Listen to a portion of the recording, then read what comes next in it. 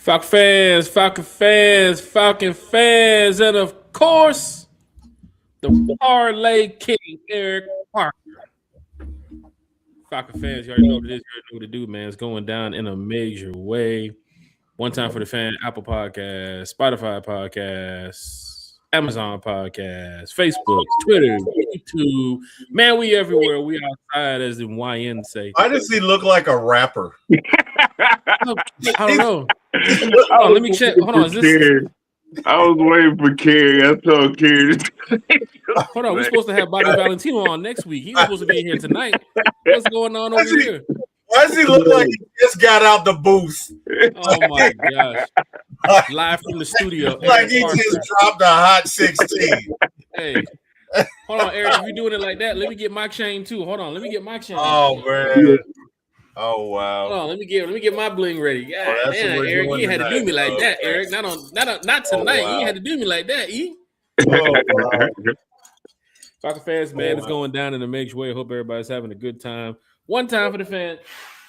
Put all my bling back over here. One time for the fan, man. We back talking Falcons football in a Falcon way. It's going down, man. We got special guest, super fan Eric Parker in the building, and his PSL is all paid up for all you dirty birds out there. Big shout out to everybody here who's tuned in tonight to talk about what? The Atlanta Falcons. Our beloved Atlanta Falcons. Of course. Hey, man, it's going down. Before we get what started, else man, we got to talk about, Jack, with these beloved Atlanta Falcons. We could talk about some gambling, we can talk about some some other stuff we want to. We're not going to get there just yet. We're going to go around this panel real quick just to find out. Big shout out to Bodie 3000. Big shout out to Miss Carrie, baby. I believe Miss Carrie is going to be joining us here soon. If she doesn't join us, I'm sure she'll be in the chat because anytime podcast is live about the Atlanta Falcons, Carrie is there. So T Will for ATL Sports, one time for the fan. How's everything going for you, sir? Hey man, everything is great. You know what I mean? I'm with my guys tonight, man. I'm with the guys that started my career in podcast. Bros, you with the bros? I'm with the bros tonight, man. What could go wrong? I mean, all is well, bro. Let's go. Let's get it. Let's do it. Hey, you're feeling good, man, about the podcast tonight. So I know we're off to a good foot. And we got our special guest who has been here before. So, of course, he's never shy to talk about the Atlanta Falcons. E, what you drinking over there? Tito's? What's in that cup over there, man? What's that? What's that, Hennessy? Sipping on that Matty Ice Cool. On that Matty Ice. Okay. Man. Eric Parker is here talking Falcons football with us. E Weezy, man, how is everything going with you, sir? Man, feeling good. Feeling great. Going good. How you doing? Hey, man, I can't complain, man. We have a new head coach in the building. We got Matt Ryan back in the building. Since the last time we talked, I know you've been in the chat, but since the last time we talked, Matt Ryan wasn't the president of football operations on the podcast. Now that you're back, Matt Ryan is the president of football operations on the podcast. You got your Michael. Is that a Michael Penix jersey? You got your Michael Penix jersey. Oh, yeah. Of course, with the news that Michael Penix talking with Zach Klein, and of course, I'm sure a lot of Falcon fans heard today too as well that Michael Penix should be ready to go by the start of the season. So we might get into some conversation about that too as well. But Eric Parker, man, I don't know where to start off, man. I think we should start off with our new head coach, Kevin Stefanski. I got to talk to you about this, man. A lot of fans in the chat, the fans in the stands. It's live and it's lit, so I already know y'all have a lot to say.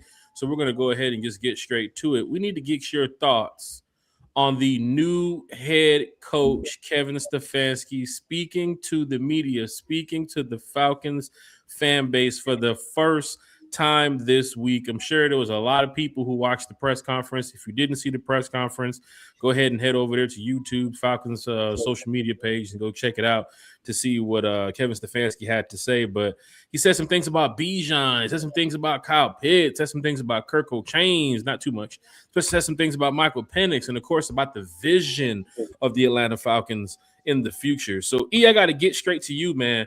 A new head coach in the building. Your season tickets are ready to go. I know you're going to be in the building in your seats. Eric Parker's a fan. He doesn't miss a beat. So when that horn blows from the Mercedes-Benz Stadium about getting into that stadium, Eric Parker's been in there way before that. So, Eric, I got to ask you, man, what are your thoughts on the new head coach, Kevin Stefanski? I'm the more it goes, the more it goes on, the more I look into it, the more I like it. I ain't gonna lie. At first, I was pissed because it wasn't my pick for no other reason, but it just wasn't who I wanted. So then I had to check myself. I had to realize, hey man, you don't know more football than Matt Ryan. You might think you do, but you don't know more football than Matt Ryan. So let's go try to look at what Matt was looking at here. And then the more I looked at it, the more I saw this dude's scheme fits. It fits us. Like that looks like what we've been trying to run the whole time. Ever since Kyle's been gone, it looks like they've been trying to run that offense. He's And he talking looks about like Kyle he, Shanahan, Falcon fans. He ain't talking about Kyle Pitts. He's talking about Kyle Shanahan. For those that do yeah. not know, And it looks like it looks like a great offense for our personnel. you speaking With a about the lot of play personnel. action, You a speaking lot of the right go thing ahead. about personnel. We're going to get to that in just a minute. But Eric, even going into the Bijan Robinson talk, the development of Michael Penix that he's excited to get ready for. You talked about the scheme. You talked about what we've been trying to do since Kyle has left, and it's been a rough couple years since we had even an offensive minded coach to come in here and get the job done offensively. What are you excited about with Kevin Stefanski? I ain't talking about with the Cleveland Brown days, but just offensively, what are you excited to hear from your new head coach? The play action. But what am I excited to? I kind of missed the first half of that. The market was opening. I kind of missed the first half of the.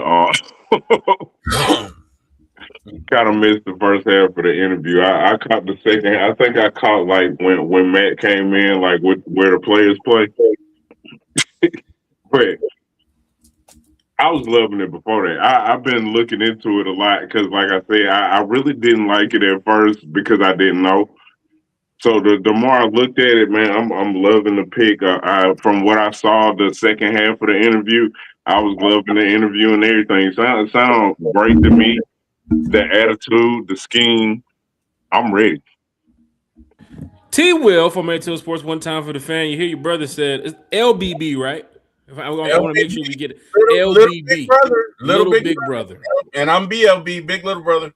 So just to hear it from you, because we heard it from LBB, Eric Parker talks Falcons football with some of the best of them. So fans, if you haven't been to training camp, if you haven't been to Mercedes-Benz Stadium, or if you haven't had a conversation with Eric Parker, I guarantee you, when you talk Falcons with Eric, you're going to get the best of both worlds when it comes to being critical about the negative times, but also looking forward in the positive direction. That's why Eric Parker is here on the show tonight. One time for the fan, being from the fan, for the fan.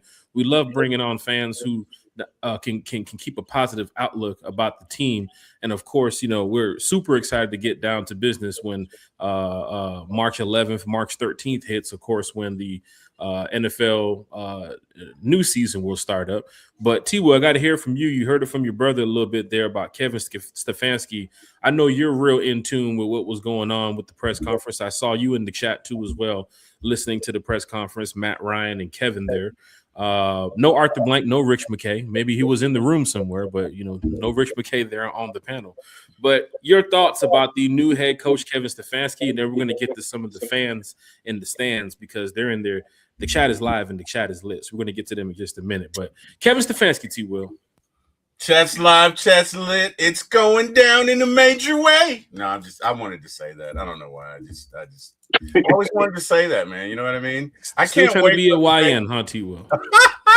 I can't wait for the day Jack lets me drive. Like Jack has an appointment or something, and he's like, "Hey, T. Will, I need you to run one time for the fan." I'm gonna say that like every 5 minutes. Chat's live, chat's lit. It's going down in a major way. All T-Will right. saw me whipping too as well that night we left the game. I was looking at the yellow light like, T-Will, I hate to say this, but nobody's coming from the left or the right. I'm running this red light. Let's This go ahead guy and get drives started. like a maniac. But anyway, I was afraid for my life. I really was. No, in all seriousness, hey man, I wanted to hear what Stefanski had to say, and the guys about football. I'm a couple of things he said that I like, and one of them is, look, we're not going to talk about it. We're just going to get to work. You know what I mean? We're not going to talk about it. We're not about slogans. We are going to get to work. We're going to put our heads down and work. He's about development, which was good to hear because he's going to do the best he can to develop Penix. He's about running the ball. He's about play action. He's about stopping the run. And those are fundamentals of any team that is going to be successful in December and January. So I'm all over it. I love it. But, again, we've been here before. So I am cautiously optimistic, as I probably felt the same, if not more excited about Raheem. And so, yes, I'm excited, but it's kind of like I'm excited, but let's wait and see, right? I do think that this is a better hire because I think that Stefanski is an offensive guy who can help our offensive side of the ball. I think he knows what he's doing. And I'm excited to see where it goes. Those are my thoughts. Here's the cool thing about it. And for the fans in the stands, we're going to get to your comments here real quick. Eric, I got to ask you, what was the level of excitement for just some of the recent head coaches versus the Kevin Stefanski pick? I know Dan Quinn took us to the Super Bowl. If you can go back in those times, I know because I was in the past, Raheem Morris, Mike Smith, Dan Quinn, Arthur Smith. Like, where's your level of just excitement for Kevin Stefanski once he was the hire? I know a lot of fans went after the Clint Kubiak hire, and some fans wanted to go after the John Harbaugh hire. But Stefanski was not at the bottom of the coaching totem pole when it came to finding a new head coach. A lot of teams was coming after Kevin Stefanski. Now that the Falcons got him in the building, and we'll talk a little bit about the reason why the Browns can't find a head coach shortly. But I think it's part due to, they don't have Kevin Stefanski anymore. I think he would have said if he wanted to stay for another year or so, they definitely would have wanted to keep him, even with the record that he had. But your level of excitement. They got a coach today. Oh, that's right. They just hired Todd Monken. But even seeing 5 or 6 coaches that declined. Right. But you absolutely right. It was like 5 coaches that declined to even interview. Mm-hmm. Yeah, that's crazy. What's your level of excitement for Kevin Stefanski, man? I know you're hyped about the season, but are you on an 8, 9, 10 level, even though he wasn't your first choice, or you're more like on a I just got to see what he has to do first for me to get overly excited about this guy. I'm on an 8, 9, 10 level now. At first, like I said, I did a complete 180. At first, I was not happy. I was about to crash out and everything because I was like, "What are they doing? What is the man doing?" And then, like I said, I had to check myself. But I think most people just are mad because they didn't pick who they want. They didn't pick who they wanted. But that maybe we don't know. Maybe we don't know how the interview went. Maybe we don't know what their schemes are. Maybe we don't know who actually wanted to come. Who wanted to come here? Right. And you can see that from other head coaches too as well. Falcons giving a virtual call to John Harbaugh, and then of course, I don't even think a couple hours later, the Giants had him in there, flew him out on the private plane, rode out the red carpet for him, took him to one of the finest strip clubs in New York, and they said, "You know what? You're not leaving New York without a deal." So I know some fans did have the John Harbaugh pick in mind, and even for the Kubiak pick too as well. We don't know, Falcon fans, what was said about Clint Kubiak in that interview. We don't know if he said he wanted to take the Raiders job, or if he was looking into being interested in the Arizona Cardinals job, or if he was looking into being interested in staying in Seattle. We do not know, Falcon fans.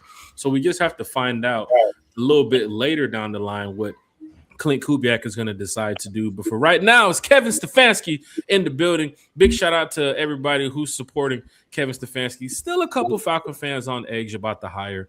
And even with the press conference with Matt Ryan, they're still kind of like, but he came from the Browns. He had a losing record. He couldn't do this with Shador. And I don't see that. I see a guy that Matt Ryan wanted that was experienced, that knew the head coaching role a little bit better than some of the candidates that was available outside of John Harbaugh. And people was like, throw Mike Tomlin in the mix. Couldn't really throw Tomlin in the mix because he didn't even want to coach.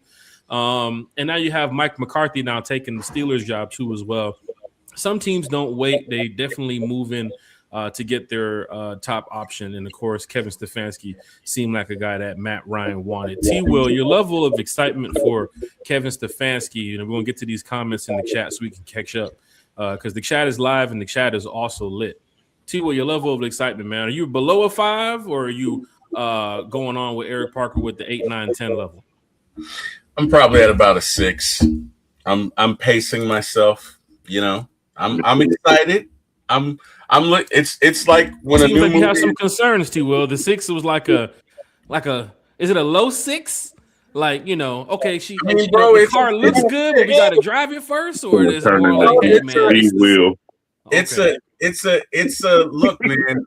I've seen the preview of the movie, but I don't know what it's gonna be like. The trailer looks pretty good, but I'm cautiously optimistic. I don't want to get myself super excited and then the movie is a dud. So I'm cautiously optimistic. I like the way that things are lining up. I really like Stefanski. I like the fact that we kept Ulbrich and that we kept Nate Ollie. I love the fact that we have Bill Callahan as our offensive line coach. I'm liking that.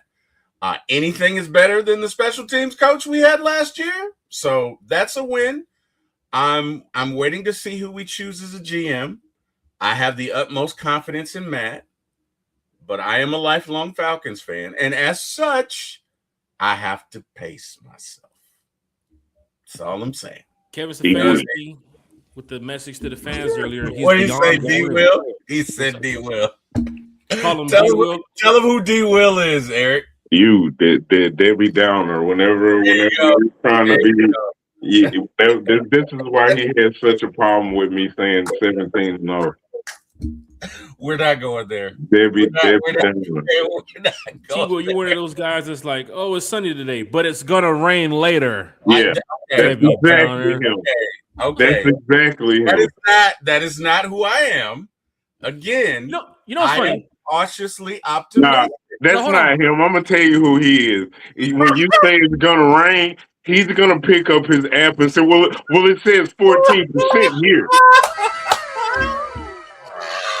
You know what's funny? Rams game, Falcons Rams Monday Night Football. We lit. We are lit down there on the field, chatting with the players, talking with the fans. T-Will, I kept turning around. Remember, I was super lit. I was talking trash to some fans. Yeah, and I was like, "We're gonna win this, T-Will. You were lit, all right." T-Will looked at me and said, "Game's not over, Jack. Game's not over." Exactly. T-Will, we winning. Look, we're gonna win this game. And what happened, Jack? Nothing, Jack, until the clock. And what happened? Damn it, T-Will, we're gonna win this game. We won. No. Don't do that. What happened, Jack? We won. They came back and tied the game, right? But did I not turn to you? But we won. We did win. When Jack was making that noise, it's in the first half. Okay, we gotta think. I'm like 10 drinks of Tito's in at that time. I'm going in on the fans. Remember the Rams fan next to me? I was going in on these jokers. Jack was on one that day. Okay, so he was like, "Oh, we're gonna kick they blah blah blah," and I was like, "Jack, we got a whole half to go. It's not over." Okay, he will. Right. And I was right because they ended up tying the game. Now we won. No, you weren't right because you're at a football game. You're supposed to be having fun and making noise and not sitting there. Wait a minute, Jack. Just calm down. Calm down. When it was time to get loud on third down, everybody's making noise. T was, I did not. You are not going to get loud in here. It's Monday Night Football. You are not going to do that. You are not going to do that. Where you going, T-Will, to the lounge? Let me get another Tito's and cram. Man. You're not going to do that. I did make those. Nah, T-Will's a diehard Atlanta Falcons fan. I just know he's cautiously optimistic, man. Okay. I mean, look, I'm pacing myself. By the time we get to September, I'll probably be excited like everybody else. But for now, because we still got a lot to do, man. Are we going to re-sign Kyle? You know what I mean? Who's going to be the GM? Right. What are we doing with Tyler Algier? What are we doing with Caden Ellis? What are we doing with Kirk Cousins? I know we know we're going to cut him. Are we going to trade for, Mac Jones? What are we doing? So there's some things that have to take place. I am excited. Don't get me wrong. I'm just pacing myself, Jack. Okay? Because again, I'm a lifelong Falcon fan of 48 years. I've survived. Let me tell you something. That's T. Will. I've survived. I've survived by pacing myself. Okay, I don't get out there like a jackrabbit like my brother. You know what I mean? Let the Falcons sign somebody really good. That he will call me. Hey man, we going to the Super Bowl. We are going to the Super Bowl, T. Will. Yes, we are. And I better not disagree with them. I got you right now. This was waiting for. When does that ever happen? Oh my God. Don't you sit there and do that. You know when we signed, what's his name, from the Rams in 2013. In 2013, Steven Jackson, you were like, we going to the Super Bowl. Matt Ryan, can we get George Pickens over here, Matt Ryan? Can we get George Pickens? You did. Okay, say you didn't old say Georgia it. boy. Yeah, we'll call you back. Didn't say we're going to the Super Bowl, Eric. I dare you. Say you didn't say it. I said we're going 17-0 every year. You said we. But nobody calls you excited every year when we. And you talk about Steven Jackson. That's what you said. That's what Eric, you said. You gotta tell these fans. We don't practice to what, Eric? Eric? You don't practice to what? We I swear we don't practice to lose. We do this every year. We did. Okay, guys, we are not gonna have this 17-0 debate. Eric feels how he feels, and he has a right to feel that way. And you know what? He's my brother. I love him. I don't even want to argue with him anymore because he legitimately feels that way. Okay, but the argument when it's your brother though, or it's more like a just a conversation back and forth between family members. Because an argument would be like me and Eric is arguing, like, "Hey man, you don't know me, nah man, you don't know me, but y'all are brothers." So it's kind of like, y'all sit at the dinner table together. At the same time, y'all over there going back and forth. Okay, you got to understand our lineage. What y'all would call an argument, we would call a discussion. Right. Okay, and I don't feel like getting that. Wants to be right. About I want to be right. I want to be right. Yeah. He wants to be right about everything. You sound like your cousin. He's a nice guy over here, but when he hangs it up, he gets over there. He's on some gangster shit. When he's talking to you, Eric, is that what I'm hearing? Tell me right now, because T was like one of the nicest guys I know. But I am nice. If he's Thug G Will when he gets off this podcast, let me know. No, I'm very nice. You see, carries 21 carry at most times. So thank you very much. And my brother's a nice person. Like I said, I love my brother. Man, we just disagreed there. But you did say we were going to the Super Bowl when we signed Steven Jackson. Damn it, yes, you did. Because you called me. You was like, "We going." Jack, what am I gonna say the records are gonna be this year? 17-0. Why is he making a deal out of this? Like I don't say this every year. BLB versus LBB. He don't want to put context behind it. He want to say it like I'm actually gonna get mad when we lose a game. Like I'm looking at this like, oh, we didn't go 17-0 and I'm pissed off. I'm saying got the highest expectations for this team. Let's check out the reason for saying 17-0 is because we don't go into games expecting to lose the game. At the beginning of every single game last year, that dude in the middle right there, at the beginning of every single game, he'll pick us to win. But then he lies to you. Now shut up. Then he lies to you. He lies to you at the beginning of the season, and he tells you this fake number that he's not even gonna go by during the season. Ask him at the beginning of every single game. I guarantee you he's gonna tell you we're gonna win that game. About it. We was doing score predictions here his first year with One Time for the Fan. We did score predictions, and we predicted the Falcons would win every game. Did we not, T-Will? But here's what I say. I'll say if the Falcons do this. No, if they don't allow that, then they will win. There's always a caveat. This is the Will moment right here where he's trying to walk it back. There's always a caveat. He's trying to walk it back. No, there's always him picking the Falcons to win every single week. They do this. No, it ain't no if they do this. There's who are you picking to win? Who did you pick?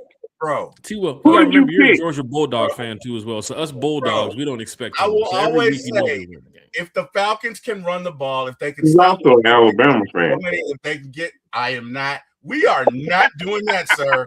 We are not doing that. No, sir. We are not doing that. Nope. No, sir. We are not. Hey, Jack. Sorry, go ahead. In the stands. Chat, as I'm running through these comments right here, if you're on YouTube, hit the like button. I think it's somewhere over here. Hit the like button. Drop a comment. We're going to take questions from the chat too as well. So get your questions ready because at the end of the show tonight, we're going to take some questions. Eric can answer some. T-Will can answer some. I myself can answer some because at the end of the day, One Time for the Fan is from the fan for the fan. We want everybody to be involved. We include everyone onto the show. So big shout out to everybody. If you want to share the show too as well on Twitter, go ahead and share it, repost it, retweet it. If you're on Facebook, go ahead and share it to your friends. Tag your Falcons friends. Tell your Falcons family that One Time for the Fan is live tonight. Eric Parker, who for those that do not know, when I first did One Time for the Fan on an audio podcast without going live, Eric Parker was so generous enough to help me be on the first show and, of course, add his insight to the Atlanta Falcons and, of course, what they were getting ready to do that year. And sure enough, Eric, look at us now with 1,000+ subscribers later on the channel talking Falcons football. I think Eric deserves a wow for that moment, Jack. I mean, he honestly deserves a round of applause, man, because Eric's been a good guy here for One Time for the Fan. And of course, T-Will, you giving him his praise too as well with helping you start your podcast and getting you ready. And of course, it's good to have us three up here talking Falcons football because we are ready for this season. And I'm telling you, I was praising you yesterday on the Terry and Eric show. Yeah, he was talking trash about me. So let me tell you what my brother said about me. Watch how he has to be right about you, right? Now, Dan can't have his praise moment because he wants to be right. Because it was a dig at me. That's why. No, it wasn't. You just took it that way. It had nothing to do with you. Yes, it did. No, it didn't. We were doing the show, the Terry, Carey, and Eric show, which, by the way, can be seen Monday nights, 6 p.m., although it was Tuesday night last night. Check us out. But anyway, it was a lot of people in the chat, right? So I'm trying to talk and do it. And let me tell you what my brother did, because he laced it with poison. He was like, when Jack does it, he gets to all of them because he's not busy talking like you are. He's not busy talking. But you see how when you was talking right then, how Jack was looking down? Jack's looking at the comments. That had nothing to do with you. You just don't look at the comments when we're talking. You were in the conversation. You were in the conversation and then tried to turn around and look at the comments right after you were in the conversation. Looking at the comments the whole time. While we're sitting here talking, Jack is looking at comments right now. I'm getting prepared to get to the fans in the stands. We're starting off with Smooth C in the chat. One time for the one time with Smooth C. Big shout out to Smooth C. We're getting ready to run through these comments. Don't forget thoughts on new head coach Kevin Stefanski with the press conference. Are you excited? What is your level of excitement? Any concerns? Chat, go ahead and put your comments in there because I'm getting ready to run them down and put them up on the screen. Smooth C says, "Let's go." 82 Money Carlo. What up, Smooth C? Yo, big shout out to 82 Money Carlo. We got Dwayne Ruffin checking in from the West Coast. D. West Coast is in the house. Is it cold out there, D? Let us know if it's cold out there, man. It's cold in Fresno. It's probably like 90 degrees out there. Knowing this guy, I'm just asking. I want to hear that somebody's warm. Damn, everybody's cold. It's not Gwinnett County, T. Will. It's Fresno, California. It's SoCal, man. I'm just saying. Everybody on even Carrie's cold in Florida. It was like 90 degrees yesterday. How was she cold? No, it was not. It was like 28 in the morning. What are in you the morning? Because Carrie's cold-blooded. Megan Wright. Big shout out to Megan Wright in the chat. What's Eric, going on, guys? Was that a miss, Eric? What? Was that a miss, Eric? What was? What miss? The cold-blooded joke. Was it? That's the Rick James. Cold-blooded. It was a miss. Was that a miss, Eric? Do you think that was a miss? No. Nah. I mean, it fit. 2 versus 1 majority rules. We go ahead and keep it moving. Jeremiah Weems. Yo, what's up, Jack Spade and Terry and E. Jeremiah Weems is in the chat. King what up, ATL. Jeremiah? Big shot to King ATL with the what's up. King ATL. Silk what Legacy is in the chat with the what's up. Big shot to Silk Legacy. 82 Money Carlos said EP got the trap booming and bunking. over there. Trap jumping over there. What's going on, man? How the studio session looking, man? They're knocking at your door, man. Everybody trying to get a beat. Everybody trying to get some vocals, man. I know you're in that studio right now. What's going on? Yeah. Oh yeah, they're banging at the door now. King ATL said, "Where Carrie?" I have no idea. Carrie, we don't know. We don't know. Taking care of some stuff for the family. Carrie, she's somewhere around. She's not gonna miss a podcast when it comes to talking Falcons football. She loves to do that. Carrie did a great show last night. We got to give her a round of applause too as well. Yes. Carrie, round of applause for Carrie with the Ladybirds of AFN, joining them and talking Falcons football in such a positive way. So big shout out to the Ladybirds from AFN for having Carrie on. Of course, Maggie T will be on with us Friday morning, breakfast with One Time for the Fan. Hopefully Maggie got some eggs and some grits and some bacon ready for us, because it's time to talk some Falcons football with Maggie T. First time on One Time for the Fan too as well. So big shout out to Maggie T. Auntie Pam's in the chat with the hello, Jack. Hey, what up, Auntie? And Eric and everyone in the chat. Happy hump day. Big shout out to Auntie Pam in the chat. Silk Legacy said, "What's up, one-timers? Yeet! Get some." Big shout out to Silk Legacy in the chat. Eric Z's in the chat with the "What's up, ATL?" Hey, what's going on, man? To Eric Z in the chat. MacTown Dirty with the "What's up?" What it going do? around the red and black Georgia emojis. Georgia Bulldog emojis. That's Falcons. Eric, that's a shot at you. I'm just saying. That's a shot at you. Falcons. What color emojis do you put for Alabama? I do not, because I do not root for Alabama, sir. Thank you. Smooth C. I root for the Bulldogs and the Falcons.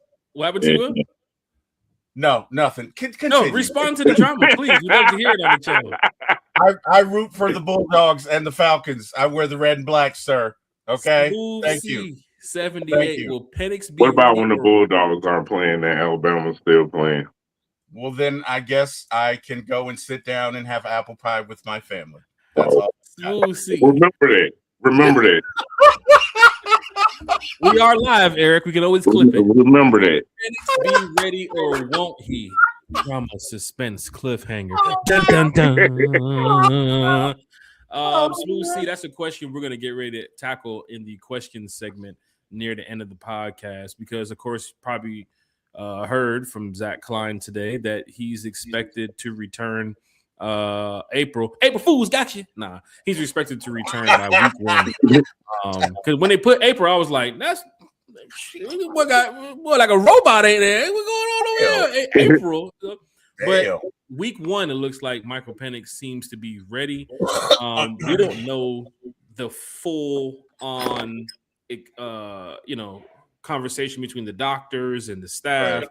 But if Penix knows something that Stefanski knows, that Matt Ryan knows, that Arthur Blank knows, hell, we don't know it here on One Time for the Fans. They said he was doing squats. I started to come on doing squats when you brought me in. I was going to have a weight. So you going to go live from the gym, or what was you going to do? It's the weight bench right there. Oh, you got the weight bench over there? Yeah, the weight bench right there. Well, should we put him to the test? I mean, he did say the weight bench is over there. Should we do it? No, that's on the next episode of One Time for the Fan. Eric's gonna. Eric's gonna take us to the gym. Let's give him. I was gonna come in with the Penix jersey on, doing the squats. Oh wow, that's actually not a bad idea. 82 Money Caller said, y'all better quit hating on number 9. Hey, he got that number 9 Penix jersey on right now, too, as well.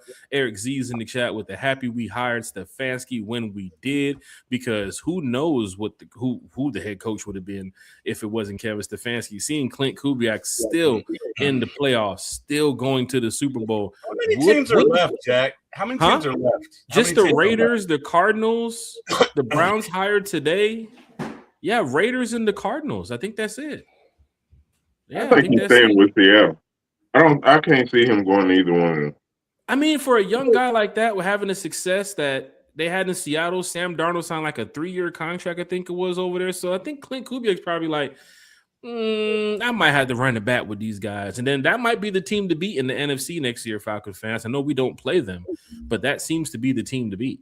Right now, as they get ready, the 800-pound gorilla in the room. It seems so, and of course, our hated rivals in the AFC, made it back to the playoffs with a second-year quarterback. So I did not want to see that. That's crazy. That's crazy. And don't forget, you also have Bad Bunny. Shout out to Bad Bunny, who's going to be performing at the Super Bowl too as well. What do we think about that? What do we think about Bad Bunny performing? I'm not,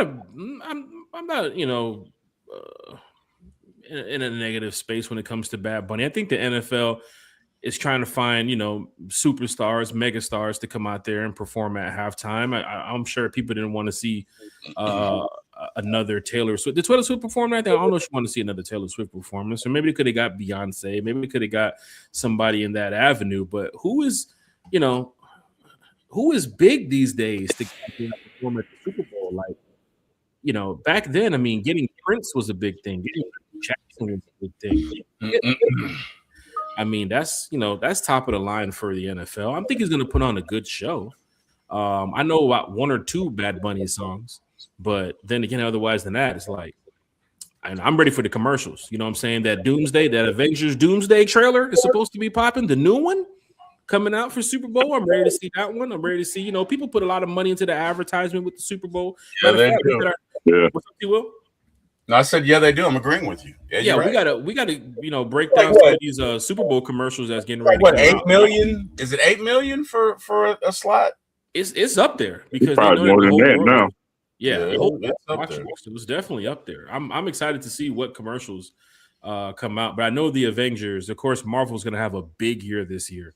So Daredevil trailer just came out too as well. The new Spider-Man's dropping this year, so they might even shock some fans by putting out some more Marvel trailers. So we'll see that next week here on the NFL. Keith Simmons, did you guys see the report on MP9 ready to go in April? I know Zach Klein followed that up with a report saying he's probably going to be ready to go by week 1. So we'll see. Does he play in the preseason? I mean, that's one thing that we haven't seen in the past couple of years with some of our starters, but it's a new head coach now. So we will see. Don't rush Penix back. That's the thing for me. Just don't rush him back. Don't rush him back. I definitely want to put him in the preseason game. Right. I mean, we're going to have to see him sometime in training camp or open to the public camp. I'm sure Eric Parker is going to be there. And myself and T Will. I mean, that's a 2-hour drive for you, but I'm sure T Will will be there too as well. But it's going down in a major way. Don't forget, Falcon fans, the question: thoughts on the head coach Kevin Stefanski? How are you feeling about the press conference? How are you feeling about him being the new hire? A lot of fans didn't talk with us last time we was live, but of course we're back here on One Time for the Fan, talking Falcons football. Georgia, Texas boy is in the chat with what's going on. I saw his show the other day. Congratulations, Joe. And I subscribed, by the way, Georgia, Texas boy. I did. Content creator, Georgia, Texas boy. So Georgia, Texas boy, what's going on? One Time for the Fan, Jack, T. Will, Eric, and Falcons family. The new era is here. Of course, Georgia, Texas boy has his content going right now, talking Falcons football. So Falcon fans, head on over to Georgia, Texas boys channel. Give him a like, share, subscribe. Tell him we said what's up whenever you're over there on the channel. And Georgia, Texas boy, we got to get you on this spring or summer, man. We got to get you on to talk some Definitely got to do it. Definitely. One time for the fan, man. From the fan for the fan. Started, so okay. We probably should drop a link, man, so people can. Pull it up in the chat. Maz is in the chat. Big shout out to Maz. He said, I don't have to wait 2 years to say it. Stefanski should have been fired the moment he said he isn't calling plays. Maz is in the chat. The Tommy Reese, we haven't even talked, 39 minutes? We haven't even mentioned Tommy Reese yet. You showing Stefanski the door already? Because there are some fans who are concerned with the past 2 years, him relieving his play calling duties over to Ken Dorsey, relieving his play calling duties over to Tommy Rees. Fans are not too excited about the Tommy Rees pick. Of course, Matt Ryan said in the press conference that he's done his homework on Tommy Rees, speaking to previous coaches and previous players that's been around Tommy Rees. He said he's an experienced play caller. If I'm not mistaken, Matt Ryan said he's an experienced play caller, but the only thing he hasn't done yet in the NFL is call plays. So I guess we'll get a chance to see what he does here. I might have taken it. Wait, what Matt Ryan say? Matt Ryan said something along the lines of that, but I can't remember what it was. I might be wrong right there, but I know he said, he hasn't called plays with the Atlanta Falcons. That's what he was like. So you never know what Tommy Rees did a long time ago. with his former teams and the former coaches he's worked with. It's not working with Bijan. It's not working with Penix. It's not working with Drake London. So we can see a whole different version of Tommy Rees. So be prepared for that. Mateo's in the house. He said EP in the house. We went into NFC South with double-digit wins. Don't forget you have a two-time. Hey, I dropped Georgia Texas Boys link in the chat, by the way. So if you guys perfect. You can see it, grab it, subscribe. But go ahead. I'm sorry, Jack. No, man. No need to say sorry, brother. You know we're all in the family here. Two-time AP Coach of the Year, Kevin Stefanski. Let's see if he gets something with the Atlanta Falcons. I'd love to have a Coach of the Year here with the Falcons and make the playoffs too as well. Because once the Falcons are in the playoffs, you know we can make that run, Falcon fans. So let's just be prepared for it. Maggie T is here in the house. Shout out to Maggie T of AFN. Who's joining us Friday morning. Maggie T, I hope you're up now. Hope you're up early now. You know, we go live 9:30 now. So we need you in there, Maggie T. So just be prepared. Get the eggs and grits and bacon ready. Mateo said he said we putting our heads down and go to work. Also, he wanted to be here. He definitely sees great opportunity here. Belichick and Shanahan was once a losing Browns coach. So you see that plus, right there with Reese. I mean, who did he have? Again, what makes a good coach? Good players, right? And let's be real. What did he have in Cleveland? Judkins is no Bijan. Jerry Jeudy is no Drake London. Right. And even in Njoku, I mean, he's decent. Maybe I might be, I ain't gonna shoot myself in the foot here because I might be too biased when I say I'm just a diehard Falcon fan. Njoku over Pitts. Would you take Njoku over Pitts right now? I would not. Well, I'm not. It depends on the price. If I could get a Njoku for $7 million, because can he do the Kyle Pitts things that probably Kyle Pitts can't? Probably can't. But he's a solid blocker and he's a good receiver and he's tall as all get out. Right. I mean, look, Kyle Pitts is a unicorn. Kyle Pitts in that Bucks game shows y'all what Kyle Pitts can do when you let Kyle Pitts be Kyle Pitts. Right. But that Bucks game showed the fans like, whoa. Yeah. Who is this Kyle Pitts? Who is this number 8? We ain't seen him in all these years. Yeah. He was there. We can say Zach Robinson. He's going to cost you $15 million. Right? Hey, money talks, man. Money talks. I know, I get it, but you're looking at Caden Ellis. You're looking at Tyler, which we all agree you're not going to re-sign. You're looking at Drake coming up in 27. The 27 move is to be worried about in 27, especially the way that these numbers. I would not let him get to free agency, sir. I don't think Drake London is going to touch free agency. I think the Falcons know better when it comes to Drake London. You have to get these guys going. But your biggest 2 free agents this year is Caden Ellis and Kyle Pitts. Am I right? I mean, who else is there that we need to look at to think about bringing back, I guess, a long term here? Because you need 2 receivers, bro. Well, you gotta remember the receiver market. We saw the cap the other day with the Sport Track with the receivers. Your top 2 receivers that's going to be getting paid is going to be your Deebo Samuels and your George Pickens. Everybody else you can get for a decent price. The Kendrick Bournes, even the guy from San Francisco, the Boudier, whatever his name is, Alec Pierce, like some of these guys that you can get as a number 2 if you're not going to draft one. You're not going to overthrow the bank as some of these guys. You're even looking at tight ends, even looking at corners. The market this year, I think, is favorable for the Falcons. Even they don't have $100 million like the Titans, but you can get some key players. Even your 1-year deal guys you can bring in can really boost this team. Well, if you get rid of Kirk, I think you're gonna have $50 million, so you can make some moves. Well, you got to get rid of Mooney. I think you got to restructure AJ, and you got to restructure Lindstrom. Matt Ryan being in the office, got to call his buddy Jake Matthews and say, "Hey, Jake, we love you, man. We know it's coming down the end of the road, but a couple mil could help us out here and there." You know what I'm saying? There's a couple players you can go and work on. Who's to say that Bijan wouldn't do something like that as rookie contract? We don't want that to happen, but there's a couple players that you can look at and say, "Hey, we can make that happen." Georgia Texas Boy says, I think my favorite part of the presser was when Matt Ryan laid out the vision for the franchise. Yeah, I like that. But I really like when somebody said, "Welcome to Atlanta," and Matt Ryan was like, "Where the players play." It was perfect. It was perfectly done. If you don't see that, if you see any part of that press conference, go to that, because he said, "You meant where the players play." I mean, And Matt I was has like, been what? here for X amount of years. He has to know those lyrics. I mean, I'm sure he probably doesn't just yeah. get in the car and ride around to Ludacris and Jermaine Dupri every day. But if he does, big shout out to Matt Ryan. I like when they mentioned the restaurants that they were going to go look for. And I think he mentioned Busy Bee. Steak mentioned Busy Bee, which is across the street down there at Mercedes-Benz. And, a 3-for-1, go out there and get a certain type of meal that is served at Busy Bee. So it's good that Kevin Stefanski gets tapped in with the culture here in Atlanta, whether it be on the food side. Have you been to Busy I Bee? have not been to Busy Bee. There's a lot of places in Atlanta I need to get to, man. You know what I'm saying? I know a lot of people that have been there, and of course, it's they've recommended it being some good food, but I have not. Eric, you been to Busy Bees in Atlanta? Nah, if I did, I don't remember. Okay. Eric having those days, man. I tell you. He was drinking that night. He doesn't remember. Yeah, I absolutely could have been there and and don't remember being there. Big shot. And if it was during market hours, Eric is probably parked there real quick just to put the last couple of shares in or gotta make this freaking trade. Yeah, make those trades.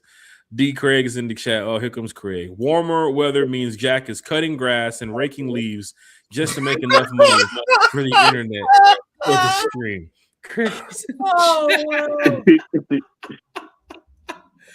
Oh, John Moreno, if we have a worse season, if we have a worse season this year with the talent we have, then what? One and done? That is a good question. But I mean, we do our question segment toward the end of the podcast, but John Moreno has a good one here, T. Will. So if you want to speak on that, Eric, you want to speak on that? One and done. If it's Kevin, if it's Matt Ryan, the fan base, you already know what's going to happen with the fan base if we don't have a good season. LBB is the guest, so go ahead, LBB. What's the question? If we have a worse season this year with the talent that we have, then what?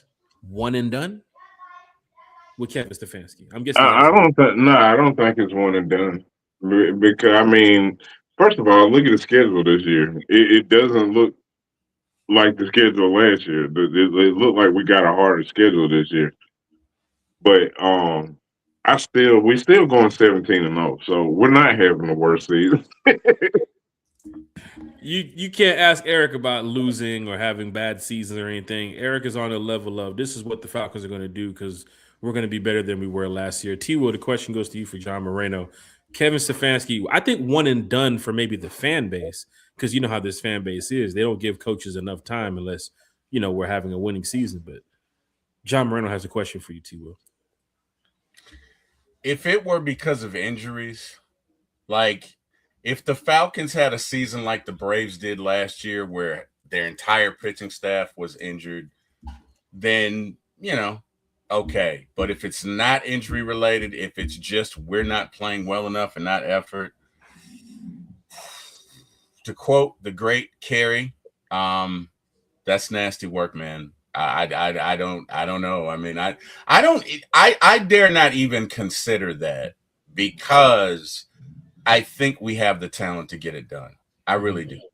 I could see us winning 9 games. I could see us winning 10 games. I could see us winning 11 games. You can see us winning 17 games, too. We'll talk about it. He will.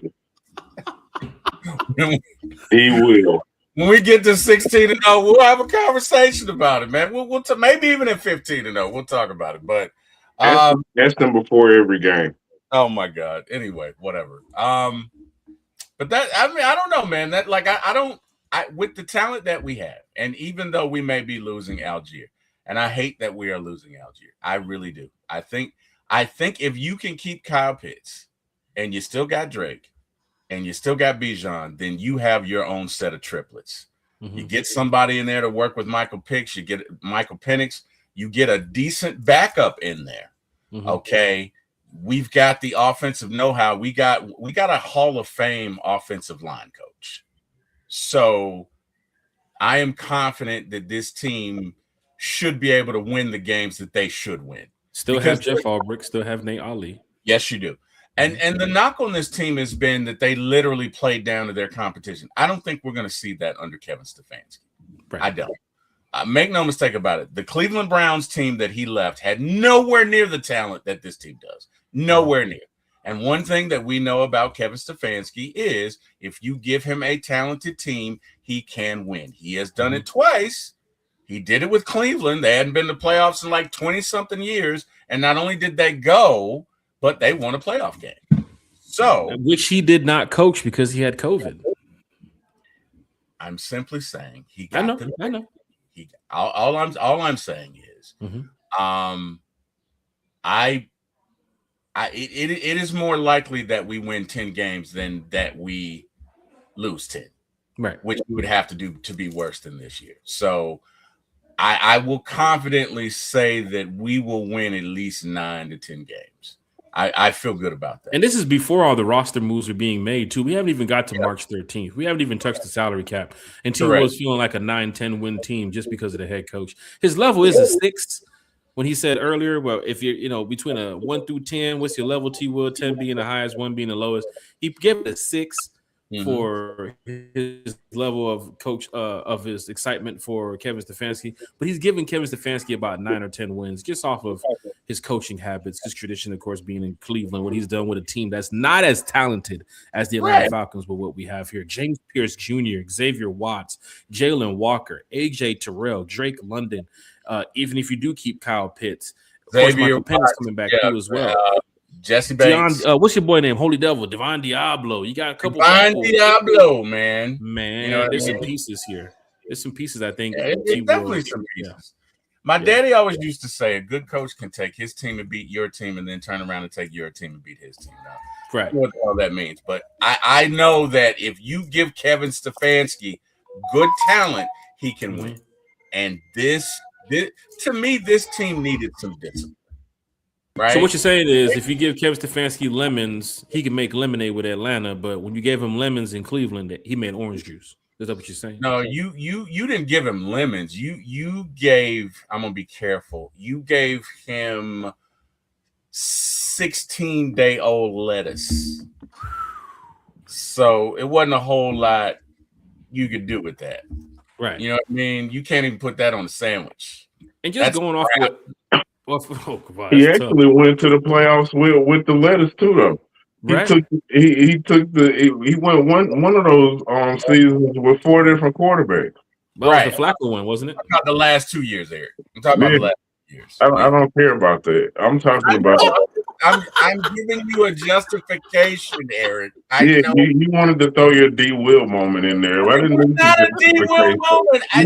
You don't even realize when you're doing it. You do it. I'm not even doing it. Will, I need D. I'm not even doing it. You know what? It's the word called reality.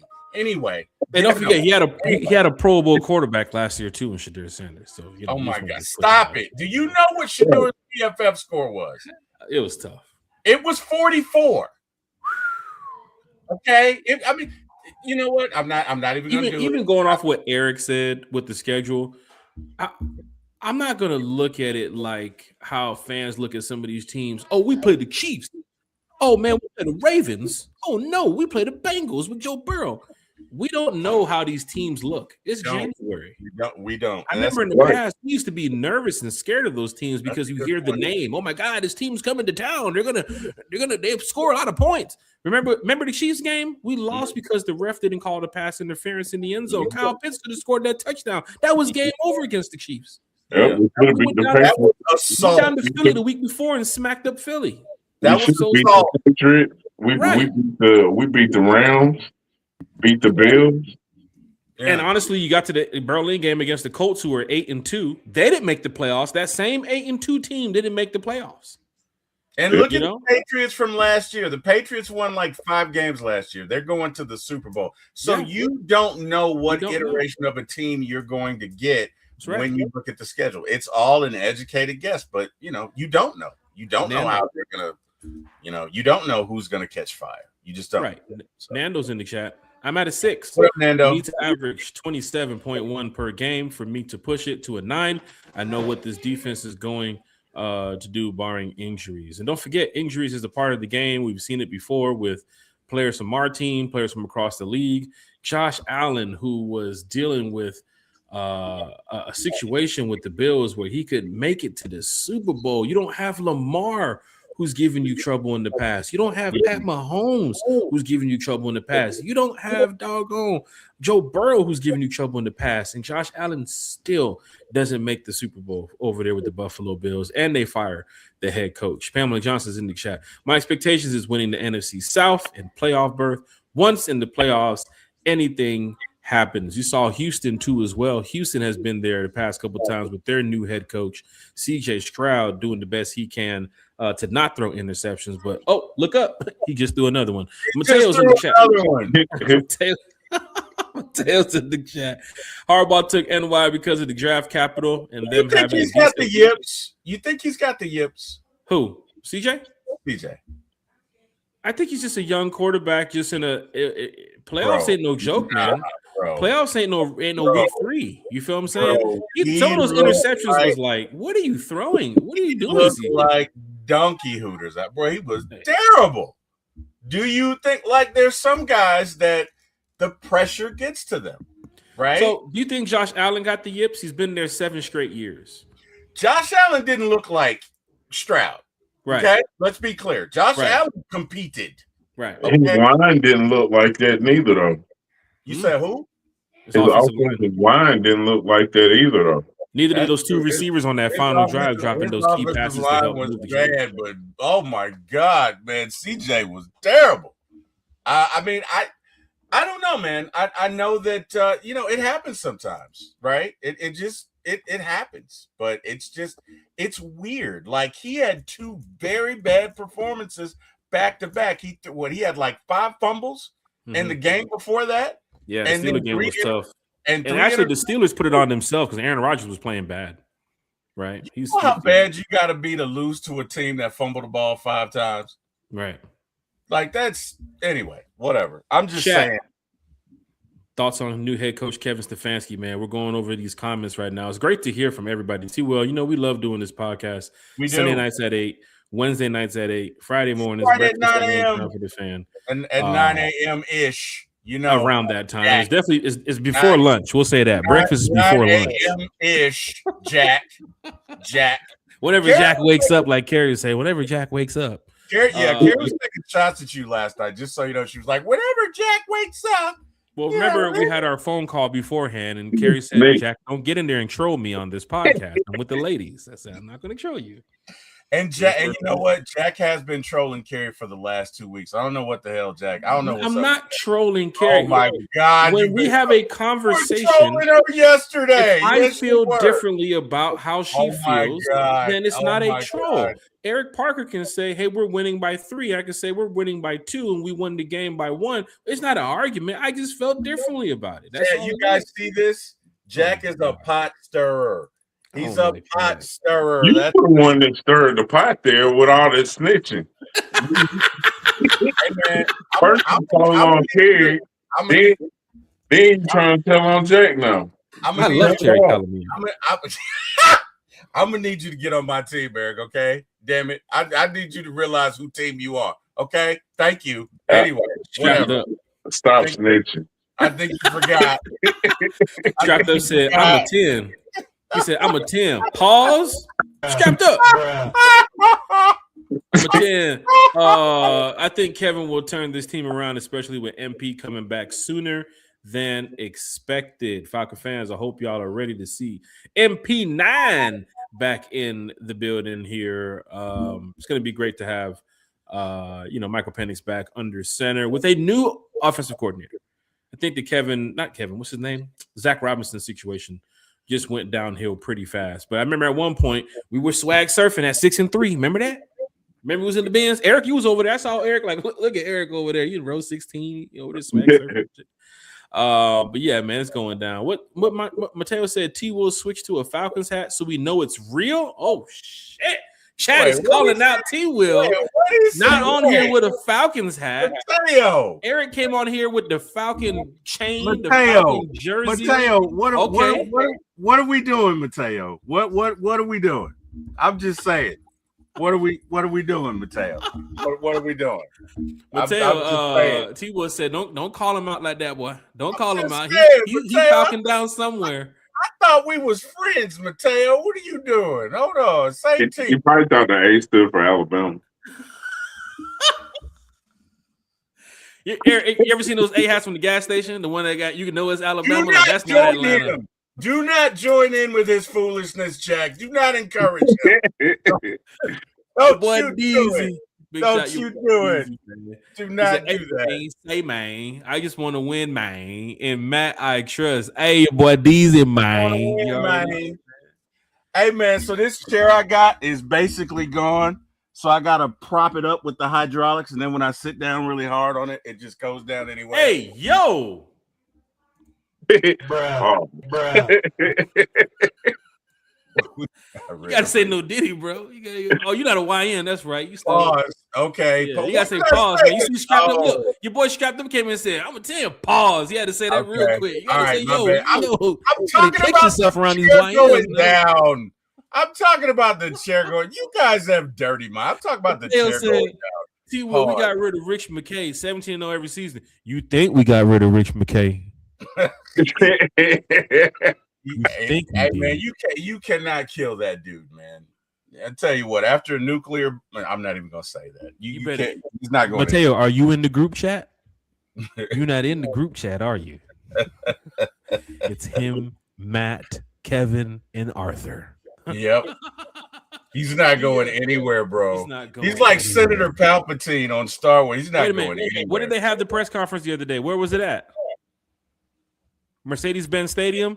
Rich McKay's over stadium operations. They had to call him over the door. He's not going in. He's the emperor. Rich McKay is the emperor. In Rich McKay's backyard. That's right. He's the emperor. He's not going anywhere, buddy. Right. Plus, I mean, who are we going to get to do the salary cap? Even if you get him totally out of the building, you talking about Arthur Blank's best friend. He's not going nowhere. He's not. Years. You think for 1 second somebody who's a friend of somebody for 20 plus years is going to say, "All right, talk to you later, guys." It doesn't just work like that, especially on the business side of things. That's like if me and Eric ran a team. You think I'm going to fire my brother? Man, y'all will all get the finger. My brother's with me forever. Y'all don't even see how much me, T. Will, and Carrie and everybody talk when we're offline. You probably be like, "Where's Carrie?" Well, we just talked to her about an hour ago. Right. So it's like, right. We do. Just imagine on a business side of things where Rich would be. Exactly. Rich is in the chat right now. My brother, whatever. I get it. I really get, because it's, especially at Arthur's level, it's not a whole lot of people out here you can trust, man. Right. Not a whole lot. Arthur is a business guy. So when it comes to that type of who do I trust? Right. Who do I run to? Oh God. Talking about that boy Rick. I think the position for Southern Silk has been filled, Jack. I mean, you can apply, but I think it's been filled, sir. I'm just saying. DL said, "What's up, y'all? Feeling better on my end after this week. Still a little concerned with the Reese play calling. Will the run game be live, lit, and going down in a major way in the more diverse scheme?" Oh, that's an obvious Jack Spade reference, that's right? My boy there. DL, big shout out to DL. I can dig it, man. I can dig it. I'm with what he's saying. I mean, he did say that there's going to be, a lot of what he wants to put into the major scheme this year. And of course, when you're talking to the players, if I remember correctly, even back in my time, like playing football, like you kind of go with what works. Like, I'm not taking away certain plays that got Bijan first downs on, certain stretch plays or certain counter plays. You just try to find different ways to add to it. Bill Callahan being in the building with that offensive line, what he can do. Tommy Reese, especially as a brand new OC, like in this new scheme, like not in this new scheme with a new team, I can see Tommy Reese going to Bijan and saying, "Bijan, what was working for you last year? Drake London, what was working for you last year? Let's try to add to it. Let's keep what you guys had going. We don't want to mess up a good thing, but we're going to make it even better." And I think that's where Kevin Stefanski comes in. Of course, a guy like Clint Kubiak would have opened this playbook up in a Shanahan type of style, but Kevin Stefanski's not far from that. And I'm telling you, Clint Kubiak and Kevin Stefanski was on the same team a couple years ago with a guy named Kirk Cousins, who threw over 96 touchdowns and 20 interceptions at that time. Kirk a little bit different, a little bit younger, didn't have the 96 touchdowns in one season? 96 touchdowns in the 3 seasons that he was there. Oh, okay. I was giving it Kevin Stefanski and Clint Kubiak. That's the best season ever. Hey, did you see that? What? Bronny. He scored? Yeah. Just bust the Damn, I three. should have took 0.5 on Bronny, man. Damn, I should have took 0.5. They're down 20-something points. This game wasn't important. Nobody cares. They getting smacked at home by Cleveland right now. That is big of you to say, Eric. I'm surprised you didn't put something out there. Bronny in Like the playoffs. We're not at home. that is big of you to say. I'm surprised. Nana said I stand behind the logo's choice some kind of way. They knew that. Go ahead, T-Will. No, go ahead, bro. You good? T-Will, you there? No, you Yeah, I'm there, here. brother. You know, I know you're getting ready to call out Eric on something. I heard you say it. I forgot what I was gonna say. You getting ready to call him out? Call him out. You Call don't him want to out. do that. I forgot what I was gonna say. I forgot. It was funny, but I forgot, man. Go ahead. You good? You got it. You good? Keisha Posey's in the chat. Y'all getting Dylan Gabriel? We getting Dylan Gabriel. Dylan Gabriel. Keisha, what you talking about? Keisha Keisha Posey, what you talking about? Keisha. What you talking Keisha? about, Keisha? What? What you talking about, Keisha? Oh, What you my talking God. about, Keisha? Come on, Keisha. Don't say that now. Make that the QB Arnold coming face. to the What you ATL. talking about, Keisha? Huh? What you talking about, Keisha? The quarterback coming to the ATL, the old man Flacco. Hey, if he's good being a backup, right now it's looking like Penix might I'm be all the right guy with going Flacco. forward. I'm okay with Flacco.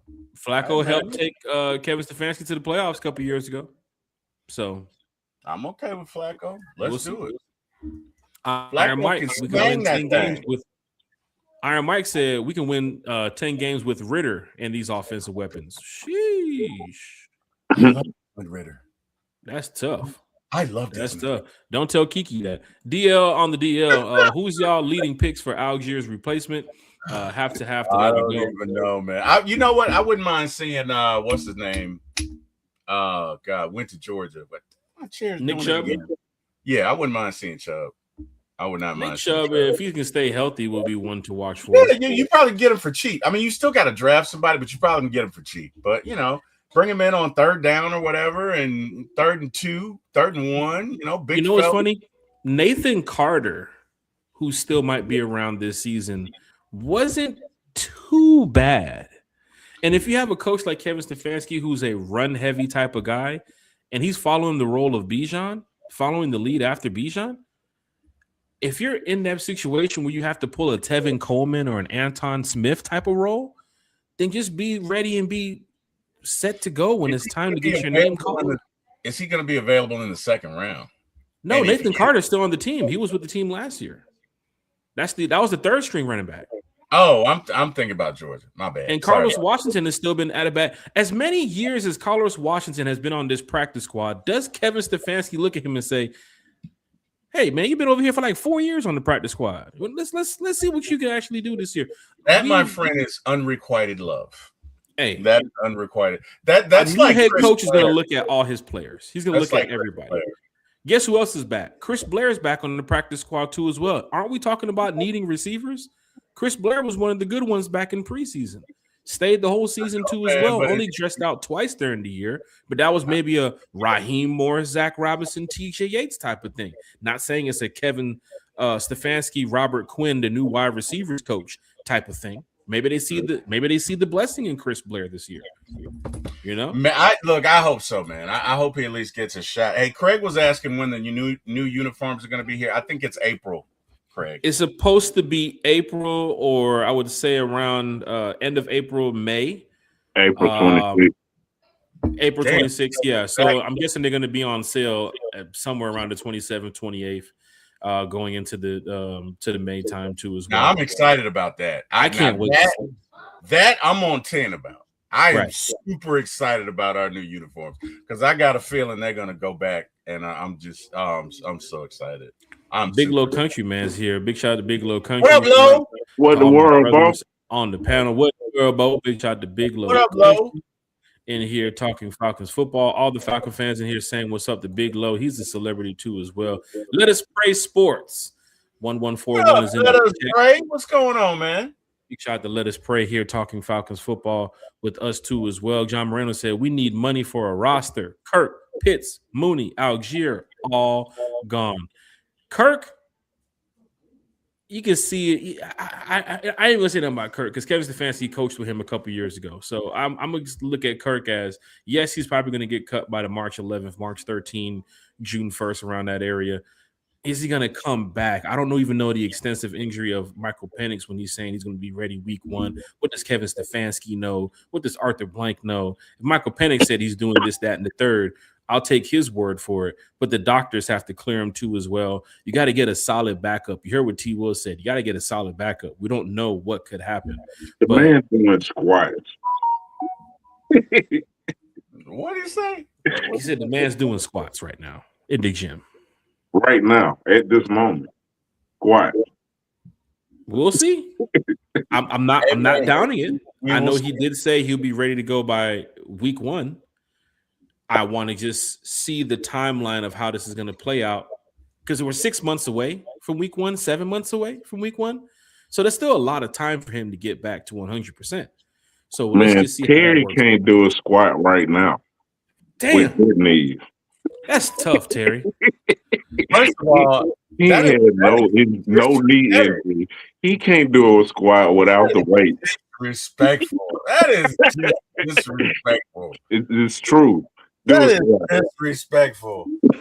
I'm doing a squat right now in this damn chair that you exactly go down. I'm doing a squat. Damn it. That is disrespectful. I think he'll be back week 1. I mean, he could be. I see a lot of people in the chat here talking about Tommy Rees. Eric, I got to ask you, man. Tommy Rees, bro. Fans are not too excited about that, knowing that the Falcons did interview a couple other passing game coordinators and a couple people that could have been the offensive coordinator before bringing in Tommy Rees. But some fans are saying it seems like the same old buddy. You're bringing somebody from the Browns. Buddy. I think he's more so bringing somebody in that knows his system. Right. I mean, he's working with them.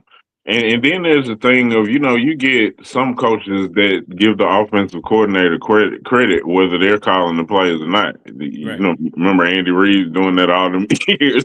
I just did one squat, Eric. Oh my God, T. Will. We should have soloed that out. We should have soloed that out. Look how he still he had to use both hands to get up off the ground after. Did you see him grab the desk to get up? What are you doing now though? Because the squat is over. Like, what are you doing now? He's still trying to get up from the squat. Hey man, my fat ass down. Whatever, Eric. We're gonna add that to the content creator Olympics. Eric, now that you're a content creator because you're over there with T. Will, we got to add you to the content creator Olympics. So I hope you're in the gym. I hope you're preparing for this ass whooping that's coming up this year because we have a lot of events in the content creator Olympics. One seems to be the squat rack. Another one seems to be bench press. Another one seems to be the 40, 60, and 100-yard dash. T. Will, you might want to sit yourself out. I still got that video from where I tackled you at training camp last year. I'm going to whoop his ass in spades. How about that? I can't wait for that. Seems like spades in phase 1 is a part of the content creator Olympics too as well. I got to play T. Will in a game of basketball to 21. Eric, have you seen T. Will's basketball skills? Because he was talking some trash the other day, like, "Oh, Jack, I'll spot you 3, I'll spot you 4." You might not know who he's playing with right now. You look like, hey man, I ain't no Tracy McGrady boy. I get you. Did you hear how angry he sounds when he says the word spades? I bet he hates to read your last name on Facebook. Oh snap! Because Kerry was agreeing with him, and A1 was agreeing with him. Like, yeah, I can't wait to see T. Will beat Jack in a game of basketball. I'm over here like, bro, I'm gonna put like 30 up on T. Will. What the fuck y'all talking about? I wouldn't even finish the game. I wouldn't even finish the game, bro. I'm just saying. I saw T. Will make that catch back at the Family Fun Day when we had all the fan clubs out there. You made a crazy catch in some jeans. I did the Parkers proud, Eric. You'd be proud. Yeah. It was Eric. He was going downhill to a point where if the ball would have went past T. Will, it would have went downhill into the parking lot of the next park of that area where people were pulling up with their cars. T. Will made a spectacular catch by the prickly bushes over there. I'm surprised T. Will was able to hold his ground. He toe drag swagged that line over there too as well Really in avoided some busting jeans. my ass. 90 something degree weather, and he's over there with a book bag on too as well. I was like, Yeah. And you know what else? I did not make another catch after that, Eric. Because it was yeah, he was like, over. I'm gonna sit this one out, guys. He said, when you guys playing spades? It That was his next over. question. When you guys playing spades? Yeah, it was. Hey, you got to know your limitations, Jack. You got to know your limitations. All right. Big hey, Little man. Country heard you make that catch. He over there like, man, I used to be like that back in high school. That was me. You know what? That was me, Bo. I think Country can still give you that work, Bo. Country, I ain't gonna lie. Country gave me a tackle work. last year at camp. Berto threw me a pass, and I caught the ball. And next thing I know, Country was like, boom, boy, he rocked me. I said, God damn, Country. Bro. I ain't out here playing football, man. What the hell? Let me tell you something. I was joking about lining up. Big Low said, hey, man, if I get up there, you ain't going to get by me. And I was like, you know what? You got it. Hey, you got it. Fans, hit that like, share, and subscribe button. We're giving our thoughts on Kevin Stefanski. We're going through the chat. We love reading the comments from the chat so much that even Carrie is here to help us read some of the comments as well. What's 21 up? Carrie's in the building. What's up, 21 Carrie? I'm fashionably late. In a good way. In a good way, Carrie. I couldn't miss it. Eric Parker's here, so I had to show up. Hey, especially since he came on the camera with the hood up and the shades on. Yeah, I had it on for you. I feel outnumbered now because now you got the T, C, and E show. Is that what it is? I mean, is it the T, Will, Eric, and Carrie show? I'm just by myself. I'm just lonely old Jack. We all started on one time for the fan, Jack. I feel you. But now you guys got the T Will show, you got the E show, you got the It's Carrie like a show. coaching tree. You should look at yourself like the Kubiak Shanahan starting on the coaching tree. We got to branch off from Jack Spade. They don't start with anybody. You doing a solo podcast last night with the Lady Birds. I'm sure she got that check too as well. Okay, we didn't see that check yet. Eric, Jack Spade, you are who Raheem Morris wanted to be when he came Oh to my gosh. Boom. A legacy. A legacy. Auntie Pam in the chat. Mateo's in the chat. 82 Money Carlo in the chat. Let's see. Jeremiah Williams said, I'm ready. Billy Bowman, Watts, Score TD, Walker Pierce, man, it's going down. Big shout out to Jeremiah Williams in the chat. Megan said, Bama emoji with the poo face. God, not too many Bama fans in here. If you're talking SEC football, you're talking dogs, baby. You're talking Georgia dogs. Go Dogs. Where's Auburn in the SEC? I'm just kidding. Like, where are they? What did they say about your team? Where's Auburn? What did they say about Bama? What did they say about his team? I just want to know where Auburn is. That's all. The same place y'all are. I just want to know where Auburn is. I mean, we won 2 back-to-back championships, Eric. What'd you do this year? It doesn't matter. We finished better than you. I know that. We were better than you. Hey now. We should have never went for it on 4th and 9. I tell you that right now against Ole Miss. We should have never did that. We should have punted that ball. We should have never tried to kick that 57-yard field goal too as well on 4th and 3 in the second half. Should have just went for it right there. But I'm not Kirby Smart. On the 30-yard line, we shouldn't have done. But whatever. Let us pray. So Stefanski's on record saying Gary Kubiak helped shape the way he looks at the offense. Too bad we couldn't just hire Kubiak. He's too old. But if only Kubiak had a genius OC for a son. Let us pray. Carrie, your thoughts about the Kubiak situation? Should we have waited for Clint Kubiak, knowing that we got Kevin Stefanski? Perfectly fine with it. But what do you think Matt Ryan was going to wait, Carrie, for Clint Kubiak? Because a lot of other teams are not waiting for Clint Kubiak as well. Yeah, I mean, it is what it is. I've already accepted that we weren't going to wait for him. And quite frankly, if they don't win the Super Bowl, he might want to run it back and stay in Seattle anyway.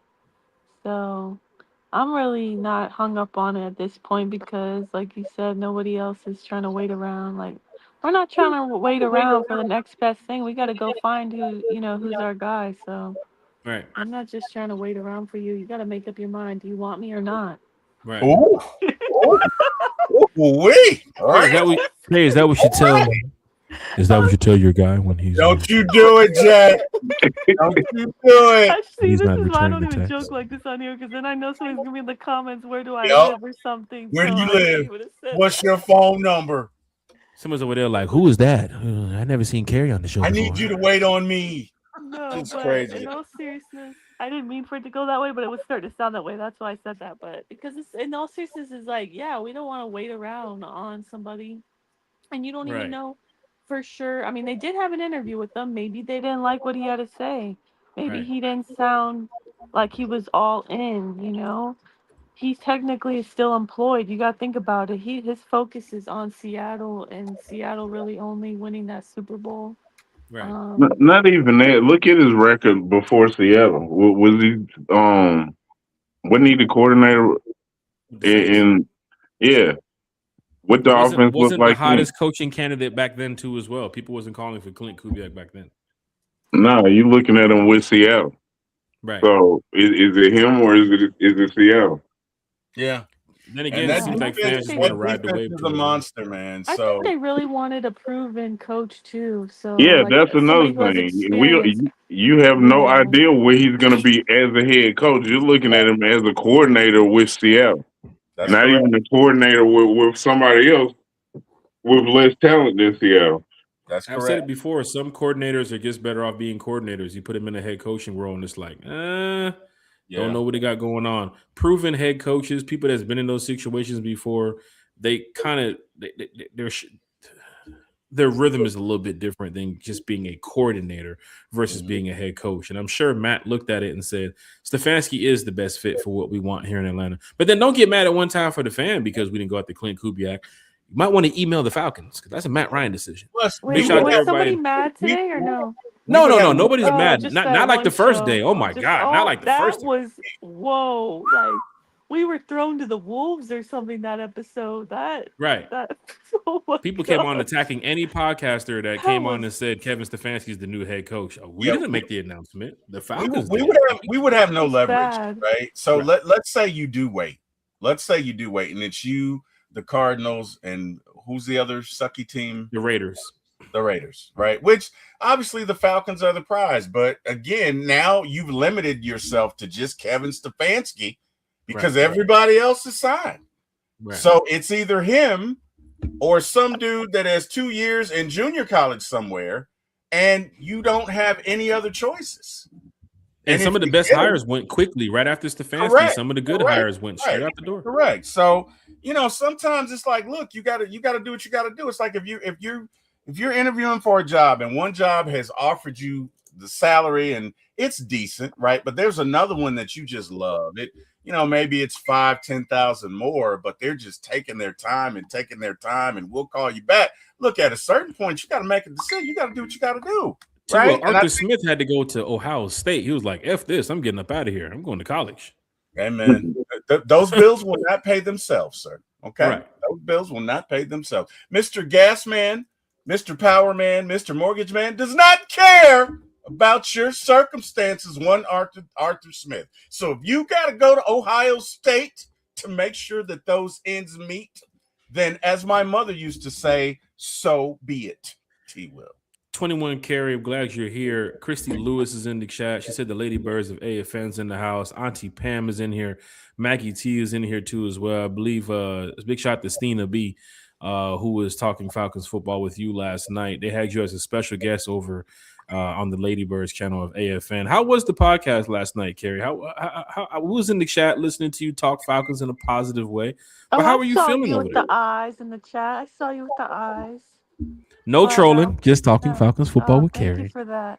No, it was great. Like honestly, it was so nice to not just be the only female for once, right? I'm so used to just being the only girl with all these men. It's like, wow, this is refreshing. Just all women for once. Like I thoroughly enjoyed it, honestly, and I felt seen and heard, and I had a great time. And I'd love to be back on the show with them again in the future.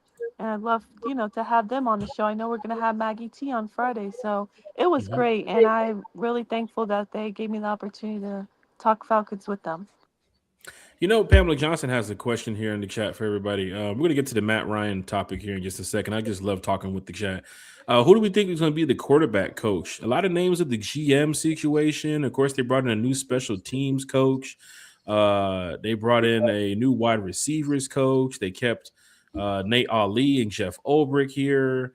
Um, any word about the quarterback coach? Matt Ryan. Sheesh. I mean, have we heard anything about the Falcons bringing the quarterback coach? Like any interviews, anybody who could be a candidate? Like they're keeping everything under wraps. It looks like even the Craig Auckland move was like, oh, we just hired a special teams coach. I didn't hear nothing about them interviewing some of these people. So maybe they are talking to a quarterback coach right now. I'd like to get somebody who was better than Doug Williams, the guy that we had last year. Um, I just didn't think it was the right role for him being here in Atlanta. At one point, it was TJ Yates, if I'm not mistaken. Like we gotta move on from some of these guys, get some proven guys here in the building. Don't know who's available, but I'm sure the Falcons will make the right move. Big Low Country said, "Who all in here has hit the like button? If you're on YouTube, you can hit the like button. It's somewhere down here, around there by where Carrie is on my screen. Carrie's right here, and then I'm sure on YouTube is somewhere around there. If you're on Twitter, repost it, retweet it, tag folks that you want to jump in here and listen and talk Falcons football with us. If you're on Facebook, hit the like, hit the share. First time here that haven't been over to YouTube, just go ahead and hit that subscribe button. And talk Falcons football with us. So big shout out to everybody in the chat. Let's get straight to this Matt Ryan situation. Kerry, I'm glad you're here. So you can jump in on this next topic. Matt Ryan, since he has been hired here in Atlanta, a lot of people know Matt from playing here. Definitely a Falcon legend in many of our hearts and our eyes too as well. But what is your thoughts on Matt Ryan so far as the president of football operations? Like T. Will said he was around a 6 or so with the Kevin Stefanski hire, kind of like a let's wait and see. But T. Will did say we're going to win about 9 or 10 games. Eric said he's on the 8, 9, 10 scale of level of excitement for Kevin Stefanski. For Matt Ryan, Kerry, of course, Eric, you can jump in, and T. Will, you can jump in. For Matt Ryan, Kerry, what is your thoughts about just him being the new president of football operations? Is he doing a good job in your opinion? Is he somebody that seems a little nervous, a little worried, or is Matt just hitting the ground running? What's your thoughts, Karen? I mean, I have a lot of faith, and my expectations are very high at the same time, but I have a lot of faith in him because I feel like more than probably anybody who could have came in for that position as the president of football, because I truly feel that he loves the franchise, he loves the fans, the city, um, and I think he would love it more than anybody else that they would have just hired as some, businessman who just works.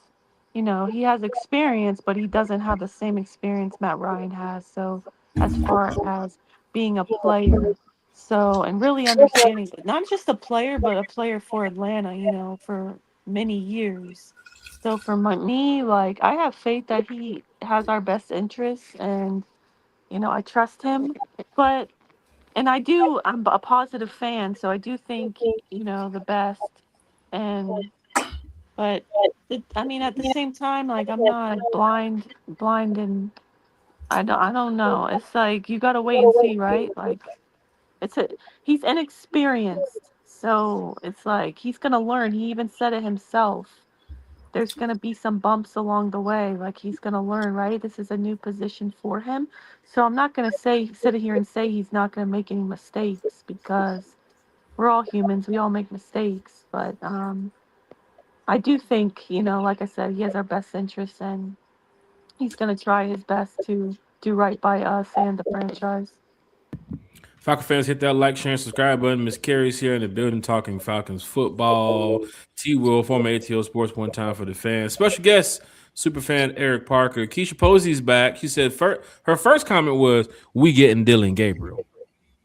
Then the second comment is, "Y'all really believing in Kevin?" Something's starting to make me think.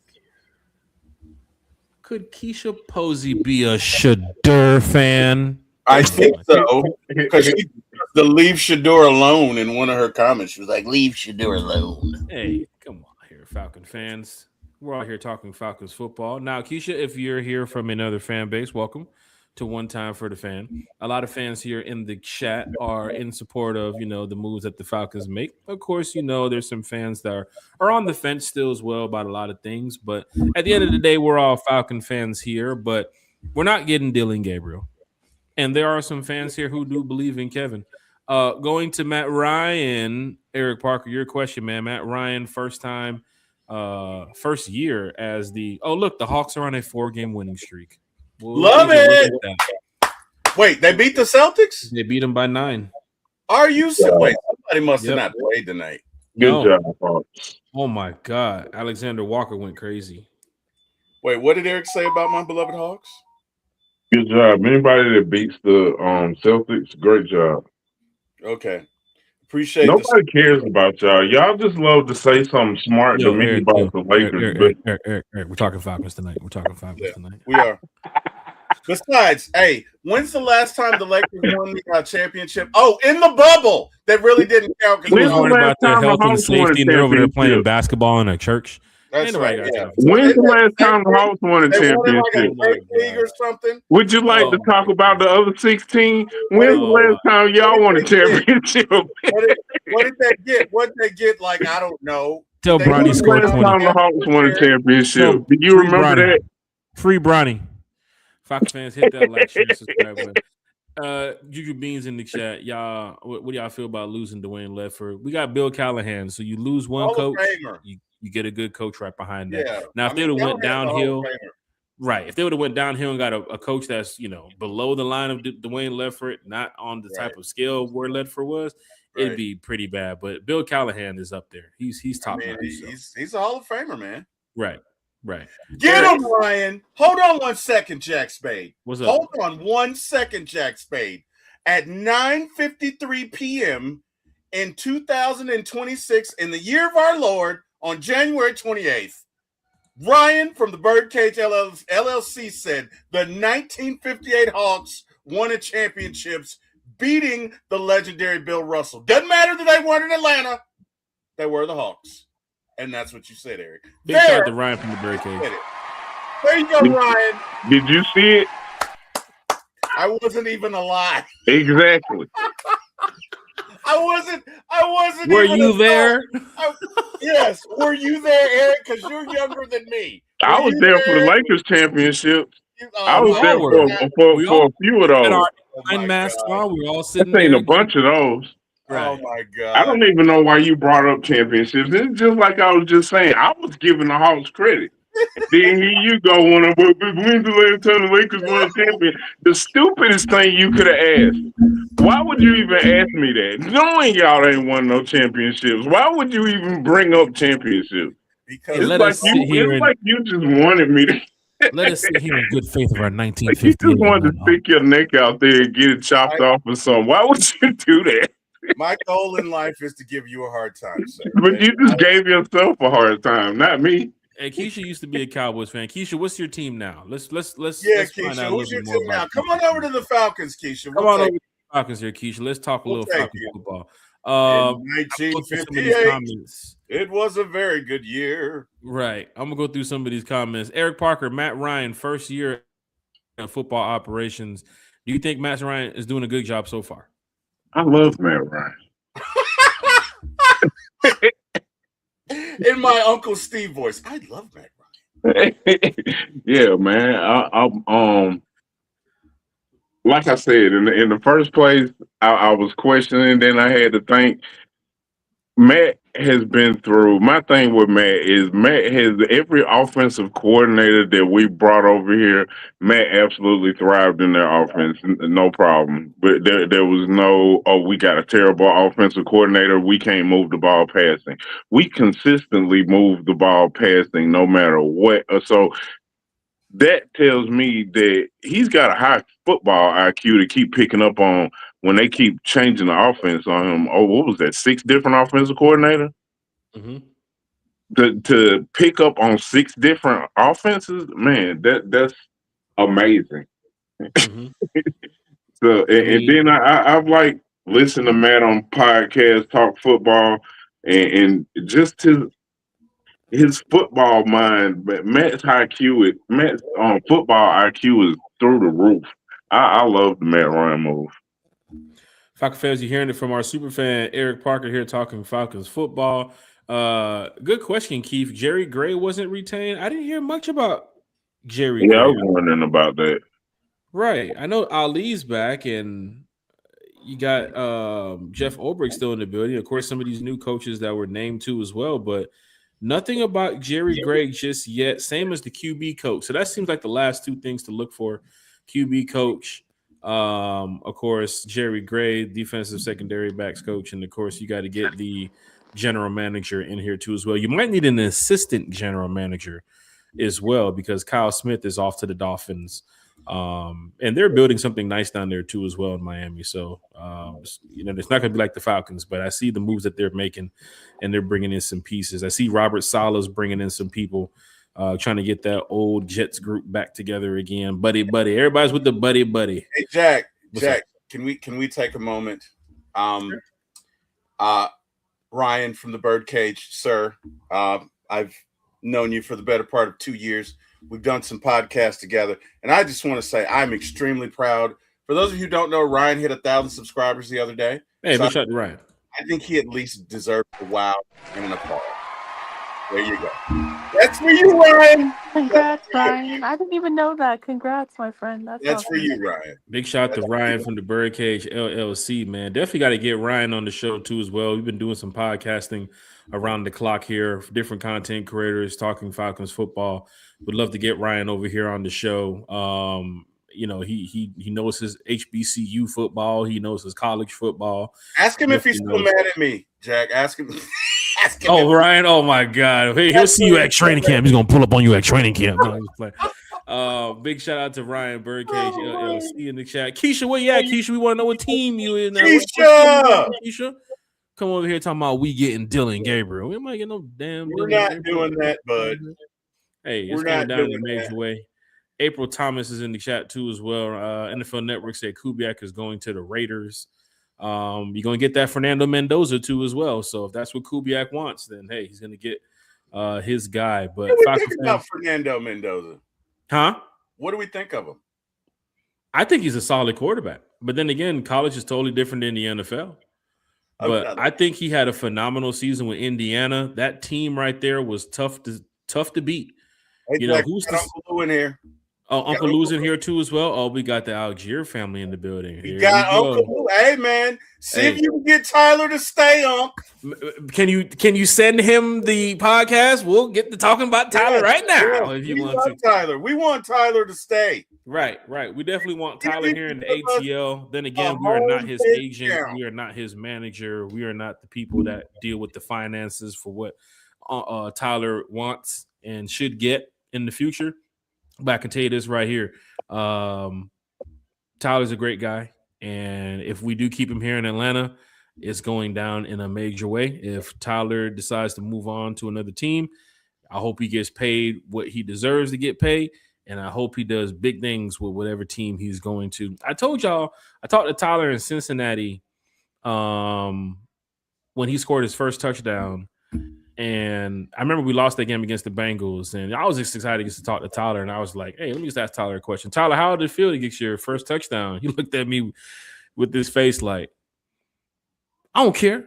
We lost." You know what I'm saying? Like, it wasn't about the touchdown. We lost the game, and you can see it. You felt it from a rookie in that sense where he was like, we just wanted to win. We came back. We was down 20 something to 0 at one point.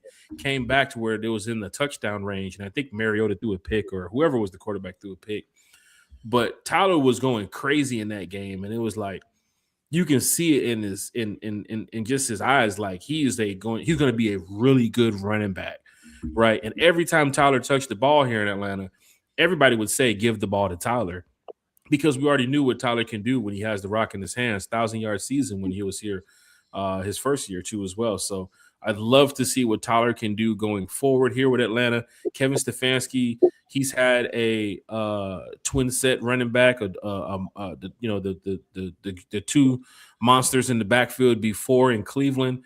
And I think he's probably looking at it now like, man, if there's a way we can keep Tyler, let's get him in here.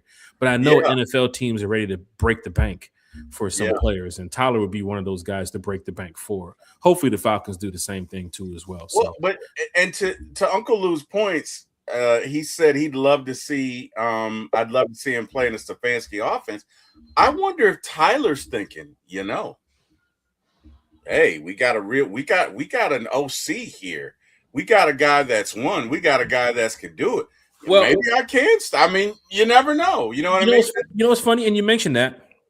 But one thing I think what fans fail to realize, and Uncle Lou, you can, jump in on this too as well. Families do play a part in where people want to go, right? Some families are, cool with having a player that's playing in the South. They love to be in the South. Oh, Atlanta. Oh, I can't wait. Man, you see how it is when the players are drafted to some of these teams on draft night? Oh, we going to Atlanta. We going to New York. We going to here. But then some families are like, what? Man, I ain't trying to fly all the way out there, man. I ain't trying to do all that, man. I'd love to see, Uncle Lou take that step for us, my brother. Let's do it. Uncle Lou. Let's go. Call him up right now. Be like, look. You got to make Kerry got to give him the pitch. Hey, Kerry. Oh, yeah. Kerry. Oh, that was good. Hey, Kerry. Wait. No, Jack, you got to hear this. Kerry, give him your pitch from yesterday that you were saying. So if Kerry was making the pitch for Tyler to stay, Kerry, give us your pitch again. Go ahead. Kerry, we have the Algier family in the chat. Kerry, we have the Algier family in the chat. Give him your pitch, Kerry. My bad, Kerry. Kerry, what are you doing? Kerry, oh, my God. Kerry, what the... I know you did not drop it. Oh, my God. Uncle Lou, we're gonna get back to that. Hold on, Kerry's back. Here we go. Kerry's back. What the hell, Kerry? I'm so sorry. I literally missed the whole thing because my thing kept doing that. Because I'm on my phone. It was doing thing where the sound effects keep playing over and over, and I couldn't get to go away. My bad. Hey, give us your Algier pitch that you did for us yesterday. It was great. Oh man, I did that just like spur of the moment. I know you got it. It was great. You got to do it. Uncle Lou. Shout out to Uncle Lou, man. Uncle Lou wants to hear it. Okay, I'm Kerry, on the spot. Kerry, you're embarrassing us in front of the Wizards, Kerry. I know. My bad, the pressure. I'm trying to remember. What did I say? Was it the one with you mess the maker? I can hear the one. I know the football part at the end. I know that part. No, what did I lead with? She was like, Tyler, we drafted you in the 5th round, right? Remember? We took a chance on you. We took a chance on you when others wouldn't. You don't remember that? I know exactly Kerry, what I Tyler said. could be watching. Kerry, Tyler could be in here right now. Uncle Lou, I know what it was. So they told me. Spotlighter, Jack. Spotlighter. Okay. Oh, my goodness. Okay, so. All right, Kerry. My pitch to Tyler was like, hey, Tyler, we would really love for you to stay in Atlanta. I know that you really want to start somewhere else, but we got something going this season, I know we didn't find a way, the last 4 years, but we got Kevin Stefanski now, so that now it's going to be different, okay?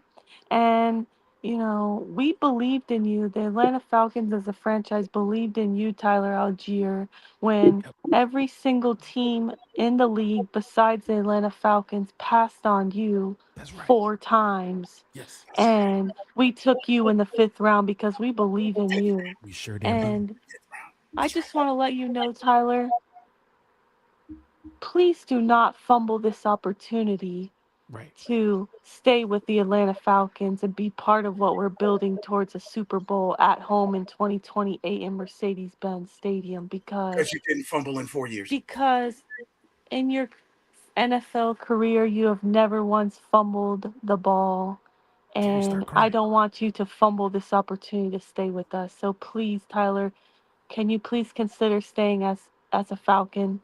And then Bijan walks over and hands him the pen to sign the contract. Right. What about your clothes, Carrie? What about your clothes? Carrie, it was put beautiful. your camera on and start crying, Carrie. You Put your said, camera on. you said, you said, Tyler. You said, Tyler, you didn't fumble. And then what did you say, Carrie? You said, and we're not gonna fumble you. And it was beautiful. It was awesome. That's some Thank you, Carrie. real deal stuff right there. Carrie, That was start crying. awesome. ABC always be closing. Carrie, and Uncle Lou said she makes me want to cry. Come on, Carrie. You see what Uncle Lou said, Carrie? You're freaking awesome. Carrie, Carrie, he's probably calling Tyler right now. Like Carrie sweats excellence. Carrie, meet me in the private room. Eric, you and T will talk about this. Uncle Lou, like, I do want what's best for him, and I get he has to do what's best for him. So, regardless of what happens, I'm always gonna be rooting for him, unless he's playing the Falcons, of course. So, as his uncle, you gotta make sure if he isn't a Falcon next year, he cannot be a Buck, he cannot be an Ain't, and he cannot be a Panther. I'm just saying, he could go anywhere else but those 3 teams. Amen. Okay. Amen. So, Just but I'm rooting imagine. for him to stay in Atlanta, but I totally understand it's a business. And I also understand he wants to be a starter, and he does deserve to be a starter, and he deserves to get paid. So, I get it. And I wish him well no matter what the outcome is. And I'll be rocking my Tyler Algier jersey no matter what. Love it. Randall Barrington said, if we keep Hey, wait. Jet. You got to give her an applause, sir. Who the hell is the producer? Thank you. It's Carrie. I know, but you guys gotta go. No, but you guys gotta go back and watch the episode with on Terry Carey and Eric show the other day, because that one literally it was like just came from the heart, and I just said that on the spot, and it just rolled off my tongue. Like, I did not prep for that. T Will just said, "Hey Carrie," well, he asked me. We didn't prep for the questions. He just put me on the spot. Carrie, what's your pitch? And it just flew out, just flowed out of my mouth like I was like Kendrick Lamar or something, dropping bars like freestyle. And now beautiful. This time it didn't sound as cool, but you definitely got to listen to that. Hey, Carrie, if it means anything, I heard Drake hated it. I heard Drake hated it. I heard he did not like it. If Tyler and Bijan, he's gonna sue you. Get your lawyer ready. If Tyler and Bijan can stay, especially Tyler, man, if he can stay here, you're talking about probably the best running back duo in the NFL. Especially under Kevin Stefanski, who is a run-heavy type of guy. You heard Kevin say the other day about how much he loves to run the ball. Who better to have in your backfield than Bijan Robinson and Tyler Algier? Some would say, oh, yeah, the Lions got those 2 guys over there. That's not Bijan, and that's not Tyler. And it goes hand in hand when you got a guy who can, break tackles and be elusive just like Bijan and, get the extra yards. But then you hand the ball off to Tyler, and he's just plowing people left and right. And of course, you've seen Tyler catch the ball at the backfield too as well. So I'd love to see Tyler Algier, back in Atlanta. Uncle Lou, man, talk to Tyler, get the family involved, have a table talk, take him to his favorite restaurant in Atlanta, and just say, hey, look, they love you here, Tyler. Give the ball to Tyler. We kept saying the ball to Tyler, for goodness sake. We love Tyler here. The fans in the chat love Tyler here. If you ask anybody on social media, would you love Tyler Algier to stay in Atlanta? If you do a poll, I'm telling you, they would say keep Tyler in Atlanta. But they know the financials and they know the behind-the-scenes business moves of what happens in the NFL. it's a agent and a player type of thing when the contracts come in. But if the family says, Tyler, you're going to stay in Atlanta. We ain't moving from Atlanta. We ain't leaving. Yeah, you can go, but we ain't leaving. He gonna be like, all right, let me stay here in Atlanta, man. I gotta But I rock with these had to guys. ask you guys, Jack, what was the game this year that finally we kind of saw? Like, my thing is like I know that they could be like the best 1-2 punch in football at the running back position. I feel like there was one game this season. Was it the Vikings game? Which game was it where they both went off? Like they both had an amazing game. Like this is what we've been wanting. Was it the Vikings? If it was early in the season, matter of fact, T.O., you might have to help me out I'm on trying to this. I remember which believe game it it was the Vikings game. If not, it was the Commanders game. Was it? All I know is it's the game that I wore my new shirt that was the Step Brothers of Tyler Oh, and the stepbrother Bijan that shirt. That's everybody right. That's loved. right. And then they went off. So I was like, this shirt is a lucky shirt. I'm gonna So put my Minnesota, he had No, you're not. Minnesota, he had 16 for 76 with a touchdown, but he was plowing people that Minnesota game. I think it was the Minnesota one. He was going off on them folks. And then of course the Arizona game, 16 for 79. He went off on Arizona too as well. But this is Zach Robinson's offense. It wasn't the best thing looking at it when you had Zach Robinson back there. Nobody was a big fan of Zach Robinson. And then the Bucks down there treating Zach Robinson like he's the greatest OC ever. Like, wait till you guys see this guy put you in the pistol, Baker Mayfield. But then again, we got Kevin Stefanski. He's a run-heavy type of guy. Opens up the play action. But you know, it's so funny you say that because I watched Zach Robinson's press conference and he literally was like, oh, yeah. He literally name dropped Sean McVay and was like, yeah, I come from the Sean McVay offense The and I like to lies. do a lot of play action. I'm just like, dude, you literally say this and then you don't do it. Like, what? Right. It was It was the Commanders game. The Commanders game? I mean, the Commanders game, he did some numbers too as well. 16 for 51 with a touchdown. I can't remember what game was it. He had the Vikings game was he had all them broken tackles. I remember he was dragging like 2 or 3 people. I forget what play it was, but it was like, damn, Tyler's going crazy on these boys right now. But yeah, Tyler Algier, man. Big shout out to Uncle Lou. Big shout out to the fam. Falcon fans, for those who do not know, we have a lot of player family who do watch the show, people that jump in from time to time, even have a player or two in the chat. So if anybody that does look up and see anybody of a name they recognize, let's all just keep that Falcon love going on across the board here because we're all one big Falcon family. Megan did ask a question to anyone intrigued on the Falcons hiring Bob Quinn as a senior advisor to Kevin Stefanski. I think that's a good move for Matt Ryan, being a senior advisor to assist with Kevin Stefanski. This is a guy who's been around a lot of teams. And of course, he was around Matthew Stafford back in Detroit. He was also around Tom Brady back in New England, where as an advisor and as an administrator on that staff, coming away with 4 Super Bowl rings. So now that he's over here in Atlanta, could he bring some of that, winning-esque to the Atlanta Falcons that I think the Falcons are definitely shaping up to be with this new front office regime. So it's looking good. It's looking good right now with the new hire too as well. Keisha did put a comment back in the chat. She said she was she used to go to the games, I think it was, for the Cowboys. What? What about, let's spotlight Christy Lewis, 10:08 p.m. Okay. Please. So many comments in here too as well. That's why with the chat, with the show, we're gonna dedicate a show just to the chat because we do miss some comments too as well, and we love everybody's comments. One time from the fan for the fan. If we go through everybody's comments and just talk about it, we would be here till 1 o'clock, 2 o'clock, 3 o'clock in the morning. And at the end of the day, we all have things to do, taking care of with our families and of course, whatever we have going on. But I swear the chat is amazing. Every single one of you in the chat too as well. Let's see. Christy Lewis is here talking Falcons. Where Christy Lewis at? Let me see. What time? 10:08. Oh, there she is. Carrie, thanks for coming through last night. Thanks to the fellas too. Carrie. Yeah, I just wanted to say shout out to her because it was so nice. Like she always supports us. Like when Will and I were just doing our own show. Yep, she would. Yeah, she always was.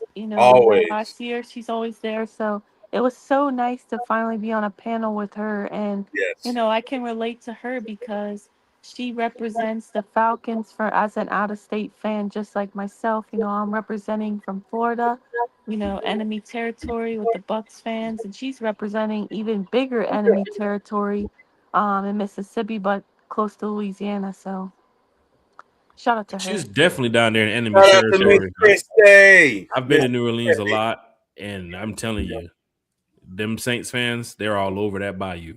Yep. And of course, Kerry, you being out there in Tampa country, it was probably even worse when Brady was there. But the Bucks fans, they do have a decent little fan base. They don't really come off like how the Panthers did this year with all that trash talk because the Panthers ain't never been shit. And they know they have never been shit. But those Aints fans, and I love I ain't gonna lie. I think it was D-Led. Not saying a lot of people out here would like to quote D-Led, but D-Led asking Matt Ryan the question to Kevin Stefanski, have you talked to Kevin Stefanski about the real rivals? I know you talked about the Bucks, but the real rivals, Bucks Skull Game. Look, we got a Bucks fan in the chat too as well. Big shout out to Bucks Skull Game back in the house. What up? What up? D-Led asking Matt Ryan to ask Kevin Stefanski, have you told him about the Falcons Saints rival? It's just as big as the Steeler Browns rival. It's just as big as Georgia Alabama in the South. It's one of the biggest games in the NFC South whenever the Falcons and the Saints play. And I just can't wait for that. I think the new rivalry, it possibly could be small rivalry. Kevin Stefanski, Baker Mayfield, the Buccaneers. Baker Mayfield mentioning, "I'll see you soon, coach." See you soon, coach. And he called D. Will pal. Hey, pal. Hey, Better get pal. it together, buddy. So we'll find out. Bucks go Here's game. got to hop off in the next few. She wants to say goodbye, Jack, before you get started. Okay. Perfect. I see the chat right here. Bucks Go Game said we know who's real rivalry. Big shout out to Bucks Go Game. He's been here talking Falcons football with us for the past couple times. I see Kerry. We're going to go ahead and start wrapping this up here. I know some people have some questions from the chat. We'll take about 5 minutes for questions from the chat, but I know Miss Kerry has to get up out of here. She got some stuff to do.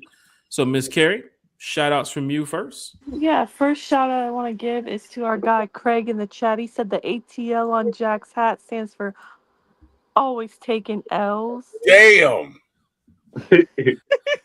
It's not an Alabama hat. It's not. And I'm what sorry, is Kerry. T-Will doing wearing an Alabama hat? It's not an No, that's Alabama not hat. cool. It's the black hat for the Braves. It's T-Will, just- from didn't now know on, he's just come in an here wearing Alabama Falcon fan? hats, okay? I Until am not- the Braves get on the goddamn field.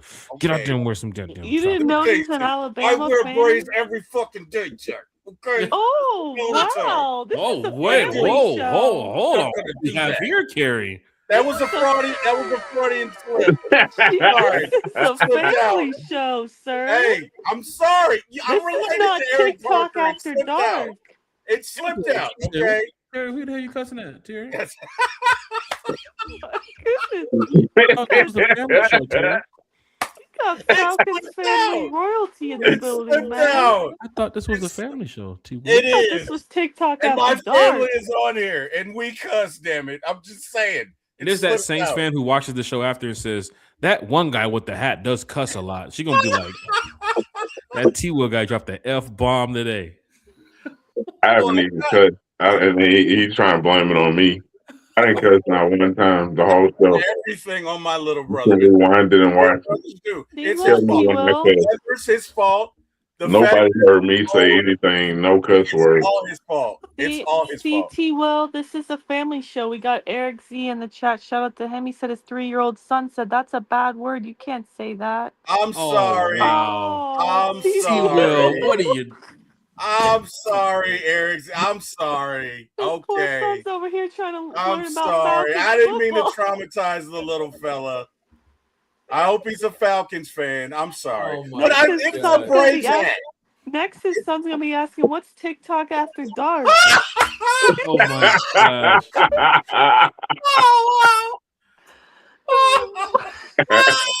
Gotta ask T-Will about that one.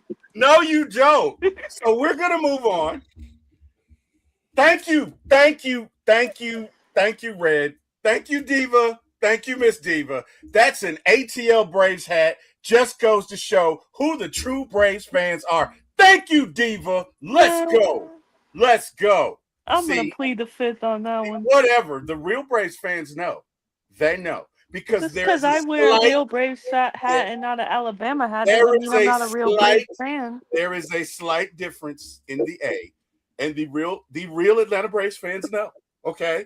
So what is understood need not be said. Thank you, Miss Diva. Appreciate that. Thank you. Excuse us for not buying gas station hats. So are you an Alabama fan or not? Okay.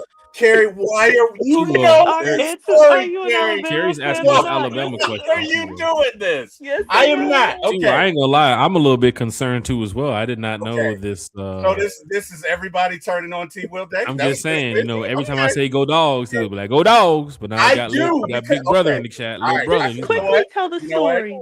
Let's have the conversation in front of 300 of our best friends. So, for those of you who don't know, Eric and I are both from Alabama. We were both born there, okay?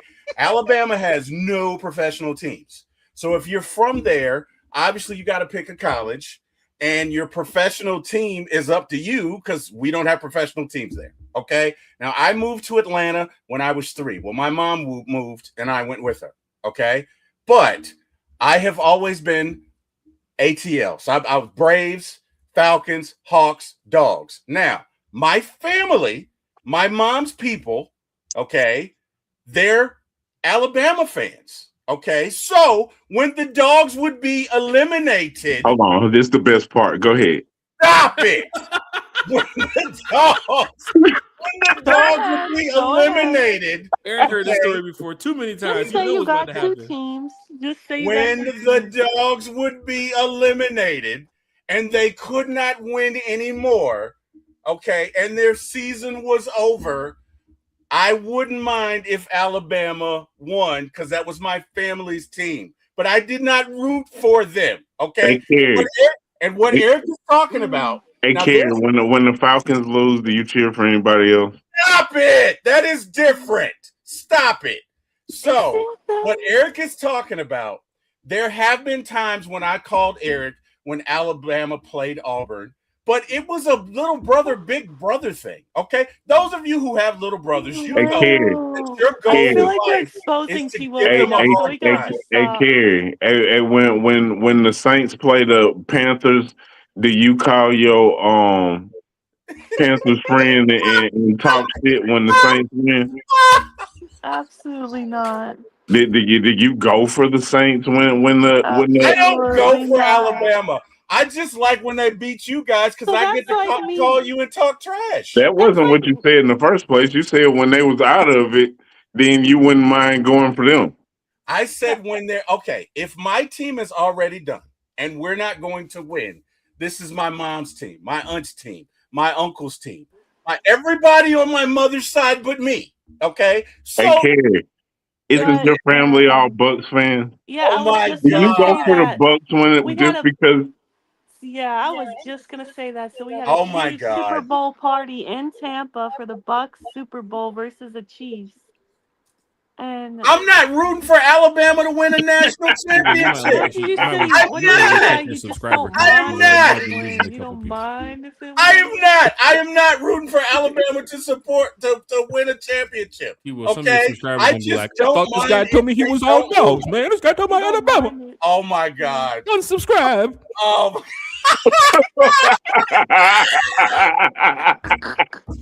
wonder if he has another NFL team. Not have another NFL team. So we can talk about I love the Falcons. We gotta switch the subject because I feel like we're low key exposing T. Will, so we gotta change the subject right now. That is look, it's out. Look, all I'm saying is, T. Will, don't do it. Did you hear how adamant he was about not having the other NFL team? Because I don't. So you do have another college team. I do not have another college team. Okay. And you know what, Eric? I hope your Auburn Tigers get their ass whooped again next year. Hey, that's all right. Because when they lose, I won't be cheering for nobody else. Oh my gosh. Falcon fans, hit that like, share, and subscribe button. Superfan Eric Parker is here talking Falcons football. Carrie was going through her shout outs before she gets up out, but then the Alabama Georgia question was asked to you. You know what? She had to, look, bro, this is a Braves hat. I Okay. didn't bring it up. Christy Lewis says I sounds blame very Craig. Bama-ish. It does not, Christy. We are so better than that, Miss Christy. You know You know, that. she from the deep south. She from the bayou. She know what's Come going on. on around there. Some Come on. Bama-ish Come on, going on around Hey. here. You will never see me in an Alabama jersey. You will always see me with the dogs. Okay. It is what it is, man. Oh Just my the hat. goodness. Look at Just the Craig hat. at 10-20-24. Look at Craig. Oh my See, god. Will was rooting for British. Oh wow. Oh wow. The British are coming. The British are coming back to the revolution. Falcon Look fans, at Mark hit that like, share, Daniel. He subscribe said button. T. Will's going to say roll tide when he gets off. I am not gonna But do Are that, we still Mark. live, guys? Yes, we are still live. Carrie, you getting ready to say something, Carrie? No, I'm saying when we're no longer live, T. Will's going to be like, roll tide. I am not. Oh my Stop god. it. I Hey, didn't you say it. have Mark never Daniel heard me said it. say roll tide. He's You have gonna never- drag the because he said it wrong. He's gonna drag the roll. Oh god.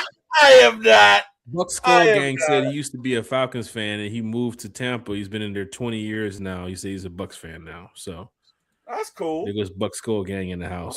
That's all right, man. Hey, you can still come in here, Bucks Koga. It's all Oh yeah, good, man. It's Yeah, still a he's platform cool. for all fans, man. Yeah, It's he's still a cool. platform. He's Yeah. always respectful. Yeah, Bucks fan. Yeah, we had a couple of Bucks fans in here before, but you're definitely the coolest in here, bro. Oh man, Craig is funny. Uh, Craig says T. Will got washed his clothes with Tide washing powder. with I use with Gain. rolling Tide washing I powder use Gain. Thank you very much. from a Petro down in Tuscaloosa. Oh my God! Let's get back to Falcons use football Gain, before we man. lose Rich man. McKay in the chat. Carrie, I know you were Craig getting ready is to get hilarious. I'm Yeah. sorry. Craig is a real one. He's so funny. Craig is that dude, He's man. brought us so many laughs, I swear. But no, shout out to you, Jack, T. Will, Eric Parker. Shout out to the Ladybirds of AFN. It was awesome to be on your show yesterday. Shout out to everyone in the chat. I truly appreciate you guys for always supporting us and talking Falcons with us. And he eats the Tide Pods though, huh? Ew, nasty. I do not. That is Shout out to disgusting. Eric, Do not eat the pods. So I guess when shout they out say to you better wash everybody. your mouth out with soap, got the Tide Pod, don't that know? Ah, that's disgusting. That is nasty. Oh man, Hey. guys, but no, I will see you guys again on Friday. We're gonna have Miss Maggie T on Breakfast with One Time for the Fan, and I know Jack was talking about some grits, and I think I really might pull up with some breakfast. I might have some grits ready. Like I got hungry just thinking about that. You talking about Maggie T with her, what was it? Grits and something Some else. I'm eggs, like, some yeah, grits, some yeah, bacon, that whatever sounds Mackie T good. can put out there for breakfast with One Time for the Fan. We're ready. I'm getting hungry right now. I'll see you guys. T. Will, then. did you cut the camera off just to go run to the damn laundry room to go I get some know you're game? lying. Oh my God! I don't use Tide. Thank you. Show him your Alabama hat, though. I do not have an Alabama hat. Thank you. T. Will, you better not have one Nick Saban hat in that damn house. I I'm telling you do right now. not. I do not. Thank you. Yeah, Carrie, we thank Nick you for being Saban's here autograph frame. Oh my gosh. We definitely thank you, Miss Carrie, for being here tonight. Please, We please love you, be Carrie. back Good night, Monday guys. or Friday Appreciate morning. you You for were all. great on that show last night. You were Thank awesome. you. and I appreciate continue it. It being was Yeah, that was great. a great. That was a great show. Yeah, Right. it was fun talking You with and them, Ladybirds. honestly. I don't have to deal with like any trolling or anything like that. Yeah, Jack. She didn't have to deal with any trolling. Don't put that on me. I wonder Yeah, why. look at feminine I love energy. I Carrie loved Talley. it. I love Carrie. Don't put that on me. I wonder why Carrie didn't have to deal with any trolling, Jack. I'm just asking. I don't know. Who knows? Hey, big shout out to Guys, Carrie, bye, and we'll guys. see you in 2027 when the Falcons go. Oh, I'm sorry. Well, how the hell, Carrie? Where the hell you go? Hey, Craig said trolling, I got no a pet trolling. elephant in my backyard. No, oh, she back. Hold on. What's up, Carrie? You're funny.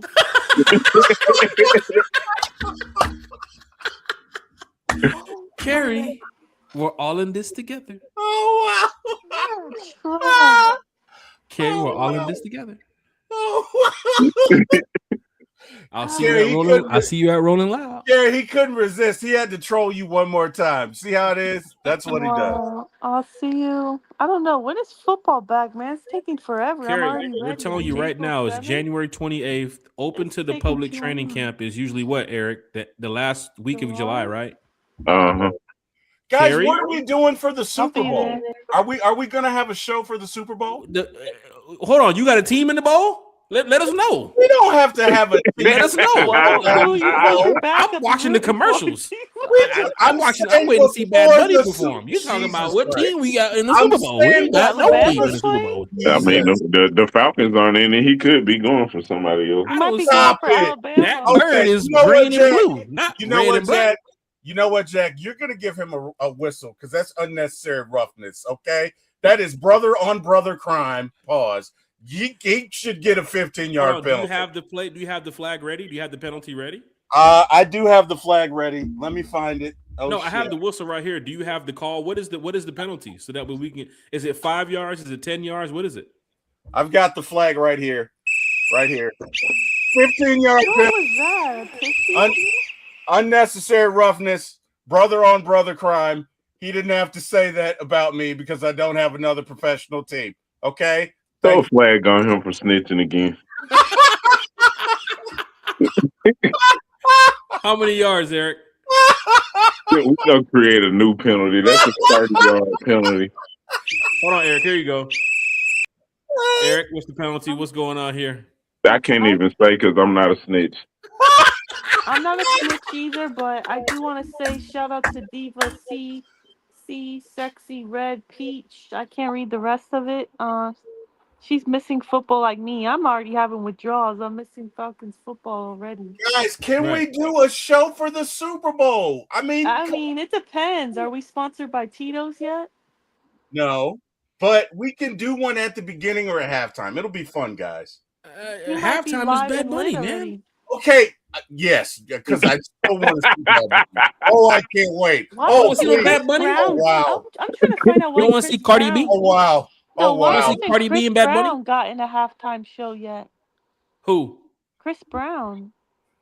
I don't know. feel like That'd be a good show. That would be. Yeah, I feel like he'd be a good show, and people who Yeah, don't he likes even know to hip fly hop in know. his concerts. That'd be awesome. Anybody got Yeah. time for no Chris Brown and no damn half? You're a hater, but no, seriously. Or we could do it before the Super Bowl. So it's on Sunday. So yes, we'll definitely do a show. Do it at like 5, from like We'll- 5 to 6. And we'll we could do a talk Super about Bowl show. Falcon stuff and Super Bowl. It would be fun. That's all I'm saying, guys. I'm all for it. I'm all for All it. We'll do a right. show Well- Super Bowl Sunday. Do you want us to get out here and we all wear jerseys supporting the teams too as well? T. Will, do you have a Stop Patriots it. Seahawks jersey? to Well, tell Tell us us about? rag on yourself, Jack. He's supposed to do- Unnecessary roughness. Okay, But look you at guys Craig's are all going to get comment. disqualified. Look at Craig. He gave me a good idea for my ATL Alabama. One. Oh my gosh. Half a distance to Why, the goal. Craig? Look at Eric. Half Why, a distance Craig? to the goal. Why? Yeah. I want to know why. I just want to know why, Craig. Why? Why? He Oh says my T. Will is God. doing a show for Alabama's basketball game. So It's I don't going like down. Alabama basketball. I whatever. I don't. Go Yeah, now. he liked the football. I do not like their football team, Eric. Whatever. I do not. Whatever. This Megan, is for a Cam Braves hat. Newton. For Cam Newton, I mean, we getting ready to do our questions from the chat. Cam just wants to. I understand the podcast is jumping. Hey, I like it. He's doing a great job. Big shout out to Carrie too as well. She just stepped. Carrie. Cam Newton just wants to be popping in the football scene right now. Like even he said, "Hey man, maybe the Falcons should call me up to play quarterback." Nobody is calling you, Cam. Your days are over. Just continue trying to be Willy Wonka and go about your day.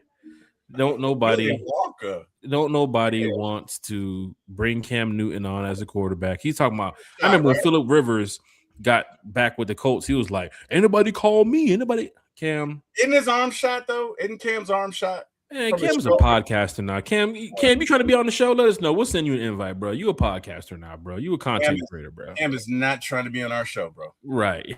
He is I not trying to mean, be he's all things Atlanta, but the Falcons. You know what I'm saying? He ain't worse than Dion though. Oh my God, don't even get me started on that. But hey, Falcon fans, hit that like, share, and subscribe button.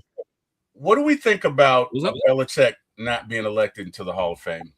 First go. I'm not a Belichick guy. I'm not a big fan of the Patriots, but I think that's disrespectful. I do too. I agree with you. This is football, and the game of football does, have moments where Robert Kraft and Bill Belichick and Brady and those guys, they had something going up there for years.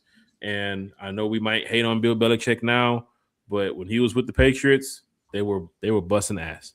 They were. And it's an opportunity for him to be in the Hall of Fame, and they're not going to put him in on the first ballot. But then again, because he's a cheater. Hey, well. I mean, he didn't cheat for all 8 though. Like he won 2 as a defensive. You don't know that. You don't know that he did. Yeah, Craig, I've lost tons of sleep over Bill not getting Hall of Fame. The other people that were there seem to think there was collusion going on here, and he is not in the Hall of Fame. Point to cheat. Bro, they say Barry Lamar Bonds cheated, and he was the best hitter that I've ever seen. That has nothing to do with this. What did Bill Belichick Same premise. It's the same premise, right? He did take steroids, but he didn't need it. And most nights, Barry got one pitch to hit one. Okay? If you had a choice to take Bill Belichick in his prime or Tom Brady in his prime, who would you take? I'd take Tom Brady, but Tom Brady doesn't win without Bill in those early Super Bowls. Did he not win without Bill? Not in the early Super Bowls. If you're talking about 2000, did he win without Bill?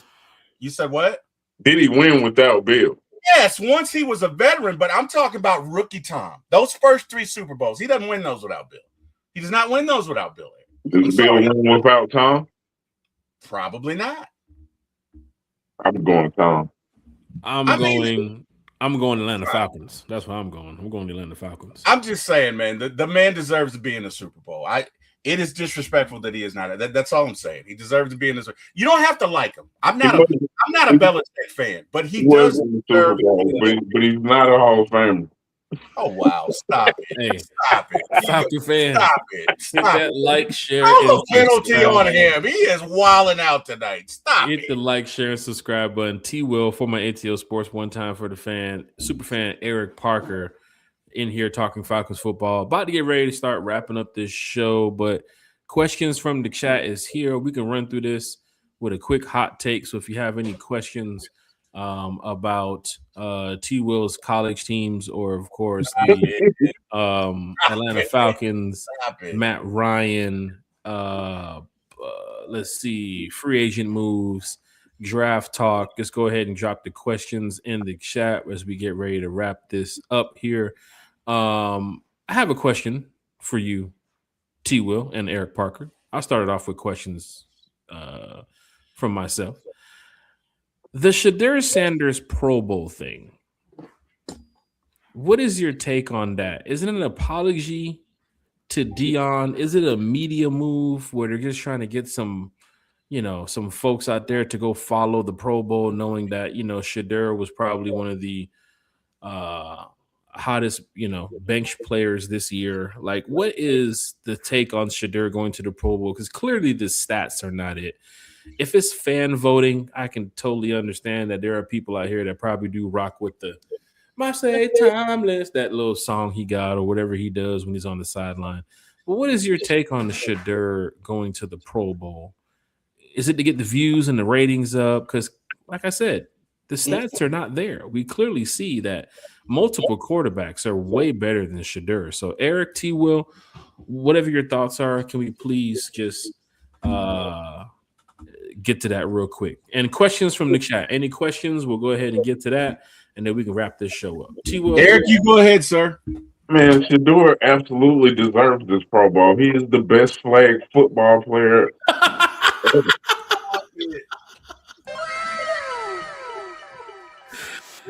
You've never seen Shedeur play flag football, have you?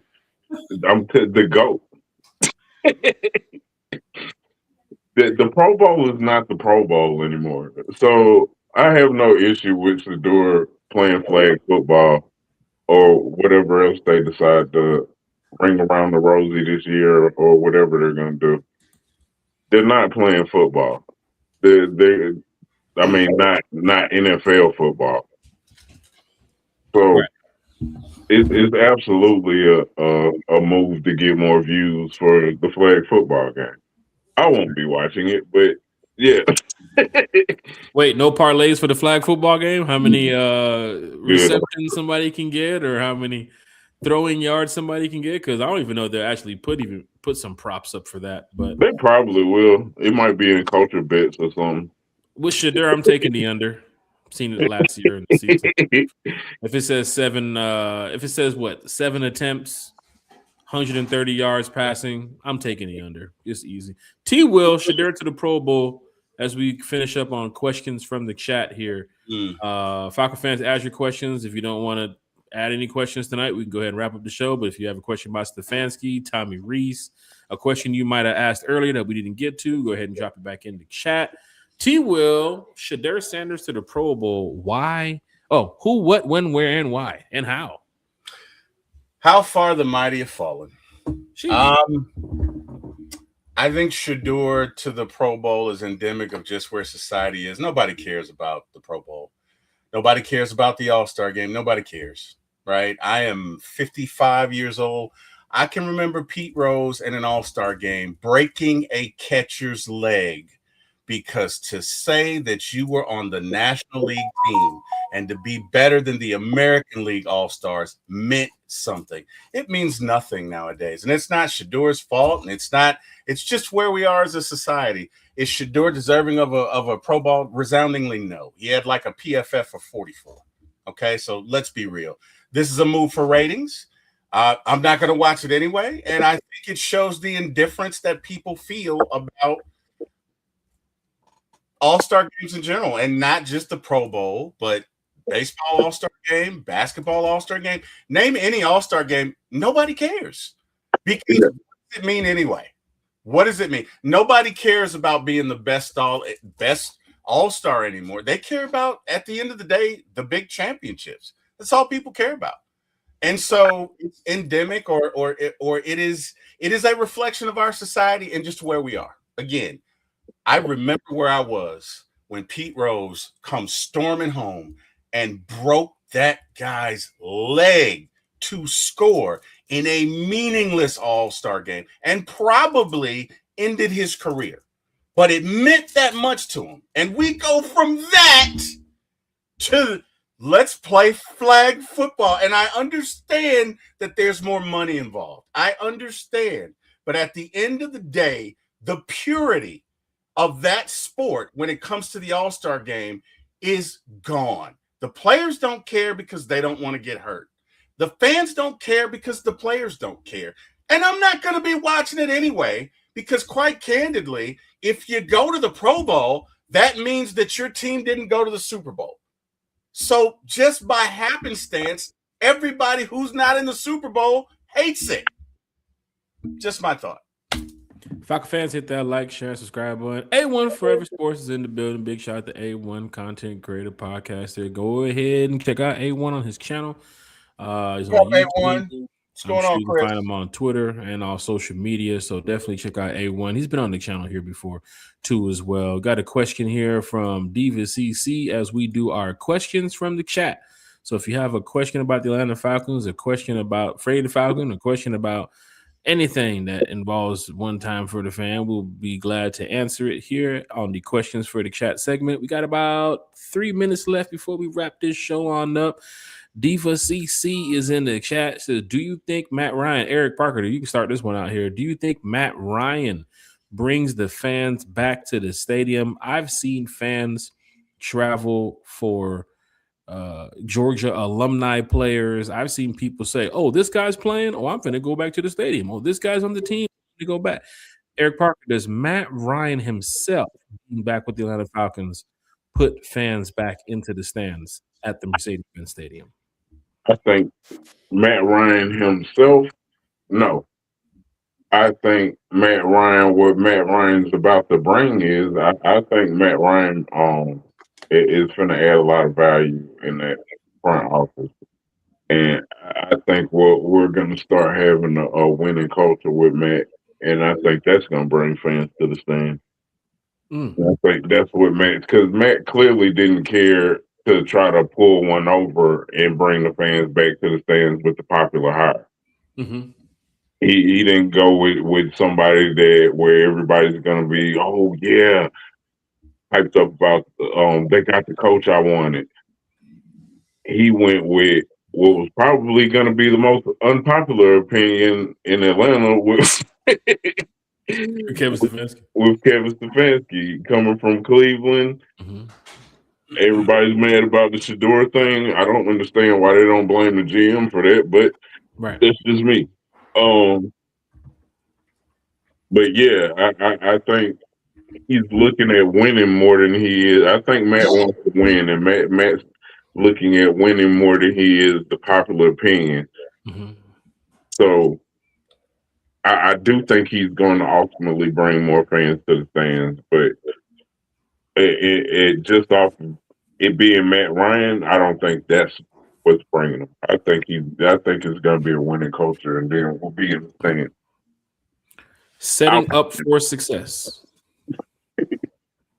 Eric Parker saying pretty much what I was getting ready to say too as well. I think, fans look at Matt Ryan here as, he's an executive now. He's in the front office. He's doing his thing with Arthur Blank. And,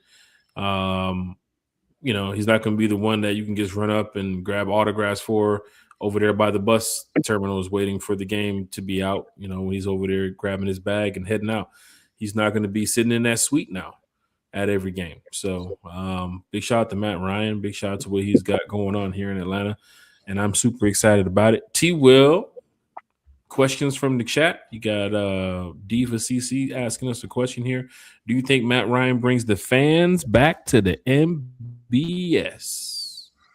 I agree with in line step what my brother said. Him personally, no, but I think the affect that he will have and that we will start winning. And I like the fact that he did not capitulate to the demands of the crowd. He went with what he thought was the best hire.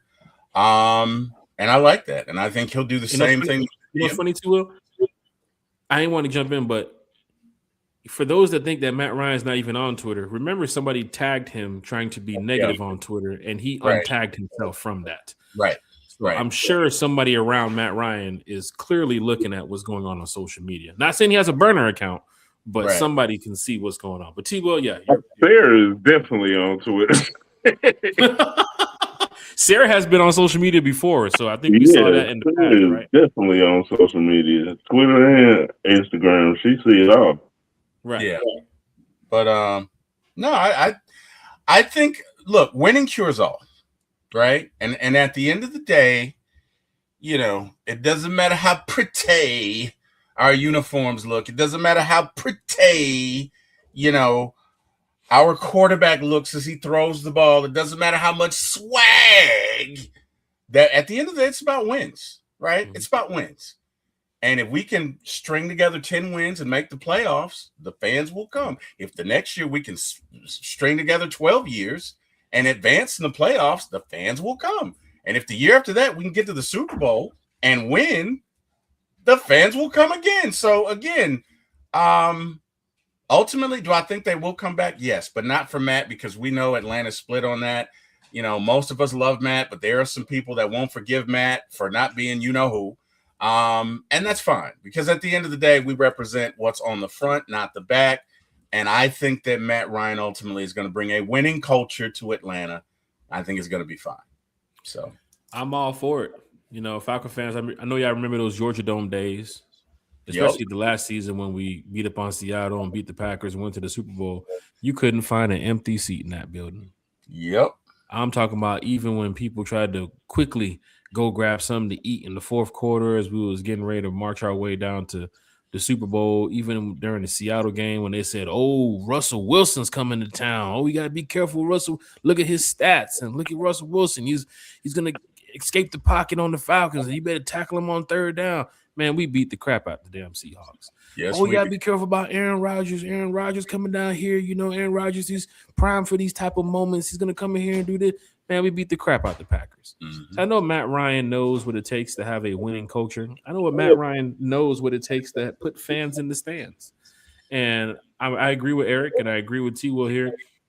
He's gonna do what he can to bring back the success level of the Atlanta Falcons to the Mercedes-Benz. And like Kerry did say in our call the other day, he's probably going to end up winning a Super Bowl down here too as well, as an executive, not a player, but as somebody in the front office. So big shout out to Matt Ryan. Big shout out to everybody. T-Will, 2 questions for you now as we go to questions from the chat. We get ready to wrap this up. Craig wants to know if Shadur is an Alabama fan like his uncle T-Will. Shadur's from Texas? I doubt it. Tyler, Texas. He's from Tyler, Texas, buddy. Hey, Yeah. man. Only 2 things from Texas. Hey. Cowboys and Cowgirls. No, I'm just There playing. you go. Craig said, do y'all see Kirk getting released and then re-signed to the Falcons because of lemon pepper ski? Could be. If it could, obviously they're not going to pay him $60 million, so they could cut him and see if they could work it out for, I wouldn't say more than $20 million at this point. I don't think Kirk is worth that, but Kirk may try and seek out. And that's what's interesting because Kirk did work with Stefanski. He did succeed under him, so I could see the Falcons bringing him back for a lesser number, but I could also see him going elsewhere. Somebody mentioned the other day, Kirk looking at some of these teams, thinking to himself, same like Malik Willis, same like Jacoby Brissett, same like Jameis Winston. Do you see how important the backup quarterback was this year for a lot of teams? Yep.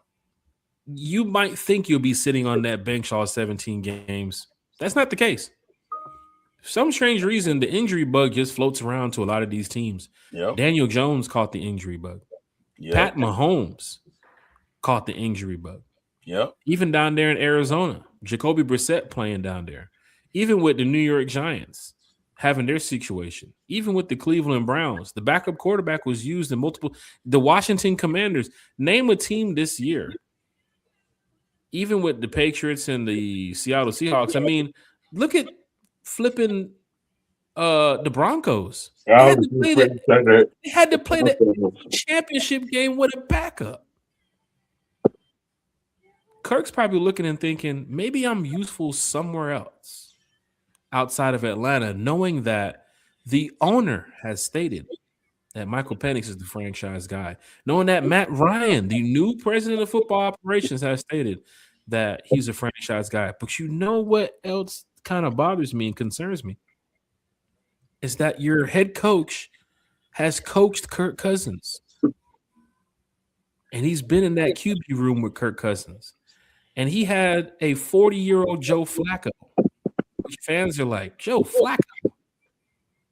So for Kevin Stefanski's point, does he look at Kirk and say, Kirk, we need to talk about this? I mean, I know he mentioned it the other day. That's when roster moves happen. But I guarantee you right now, that's a conversation that's happening in the room with Matt and Arthur and Kevin and Rich, because we're all not in the group chat. But I think, oh, shit, I'm so sorry. But I think the Kirk Cousins conversation is going to be had. There are fans that do believe cut him, bring him back for a cheap deal if he wants to stay. Kirk can look at the business side of it and say, no, you guys are playing me with the whole I seriously don't see Kirk want to do it. Right. Kirk had a problem with that when he first got here. And now you want him to relive the whole moment again? Yeah, Kirk, you start until Penix comes back. Right.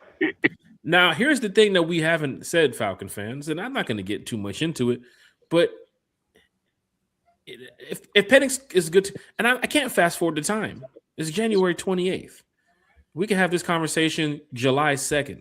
We can have this conversation August the 3rd when we know more about Penix. But the one thing you don't want is your backup quarterback coming in here winning games, thinking he's going to be the starter. That's why the Mac Jones thing might not work. Mac Jones is probably thinking in San Francisco, shit, I'm trying to be a starter. I had to revamp my whole career. Look at Sam Darnold. He was once a backup. He was once a starter too. and he's getting ready to go win a Super Bowl. So it's like the Kirk Cousins situation. What does Kevin Stefanski see? If you think Kevin Stefanski is coming in here on his first year to blow the bag as a new head coach, I don't see that happening. He has to put all his ducks in a row. And that means, like T. Will said, getting a solid backup. If something happens, if was a fifth, we'd all be drunk. Shout out to Big There Will you Country. go.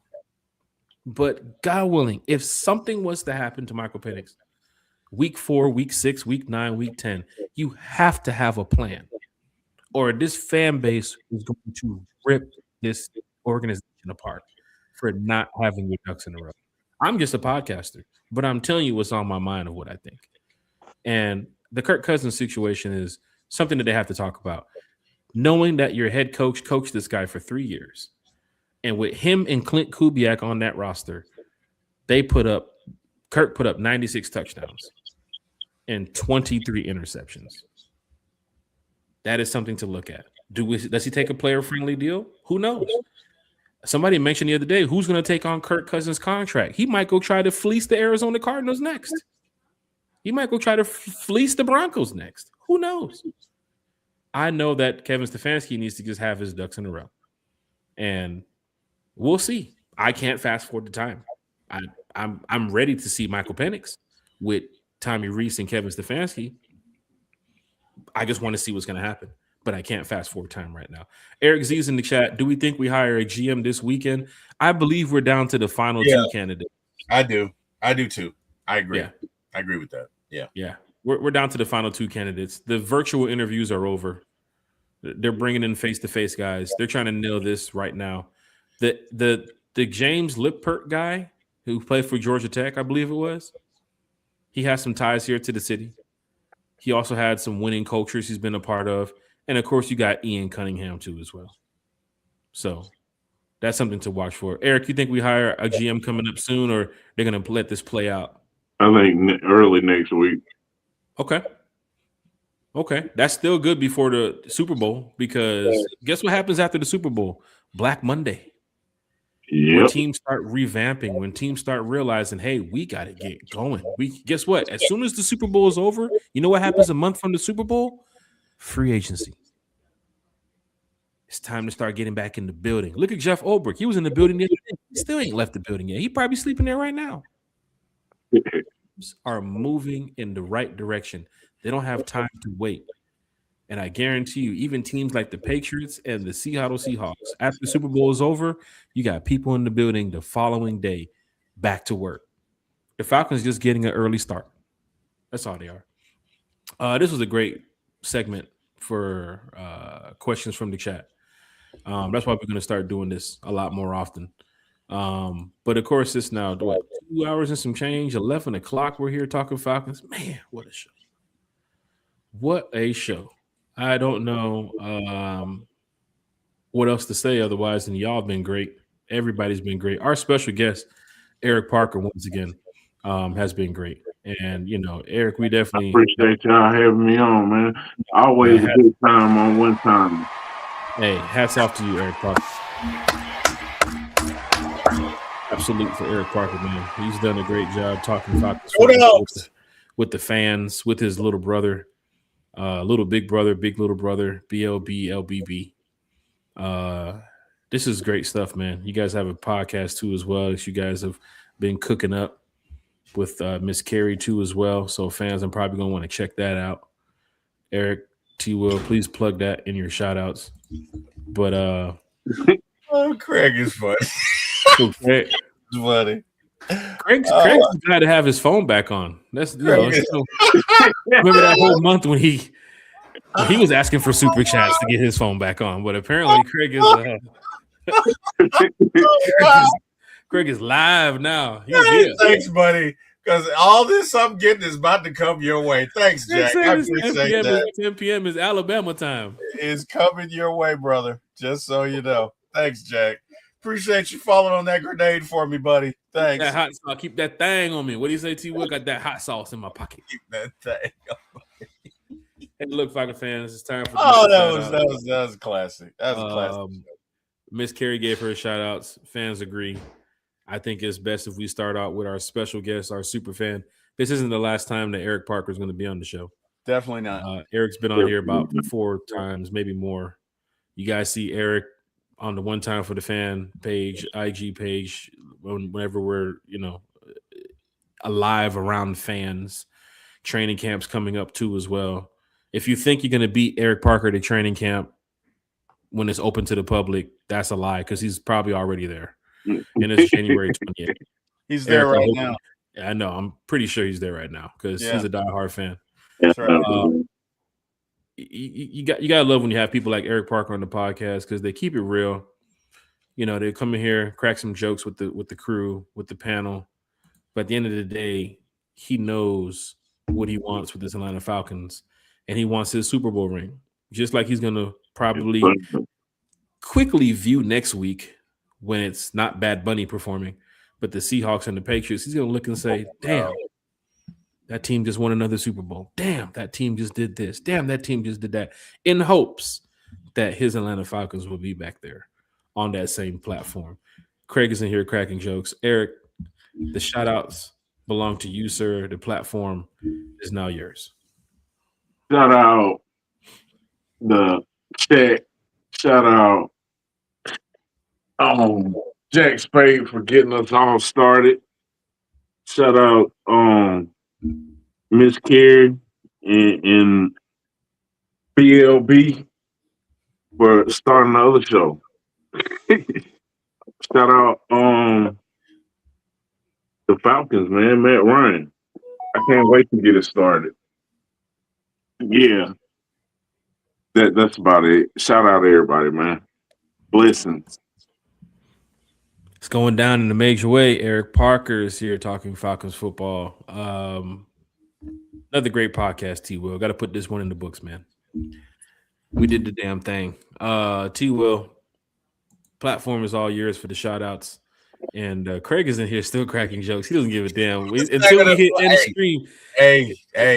Thank you for falling on that grenade, buddy, because it's all coming your way. You are getting until we hit end screen, and Craig like, I'm getting every single joke out. It won't be back live till Friday morning. And I'll be asleep. No, just playing. You're gonna see his last joke after you hit end. It's just gonna roll in, and it's gonna be a zinger. No, hey, right. First and foremost, to everybody in the chat who joined us, we thank you. This was so much fun, guys. You could have been doing anything in the world. You could have been anywhere in the world. You chose to spend this time with us. We graciously, humbly appreciate you.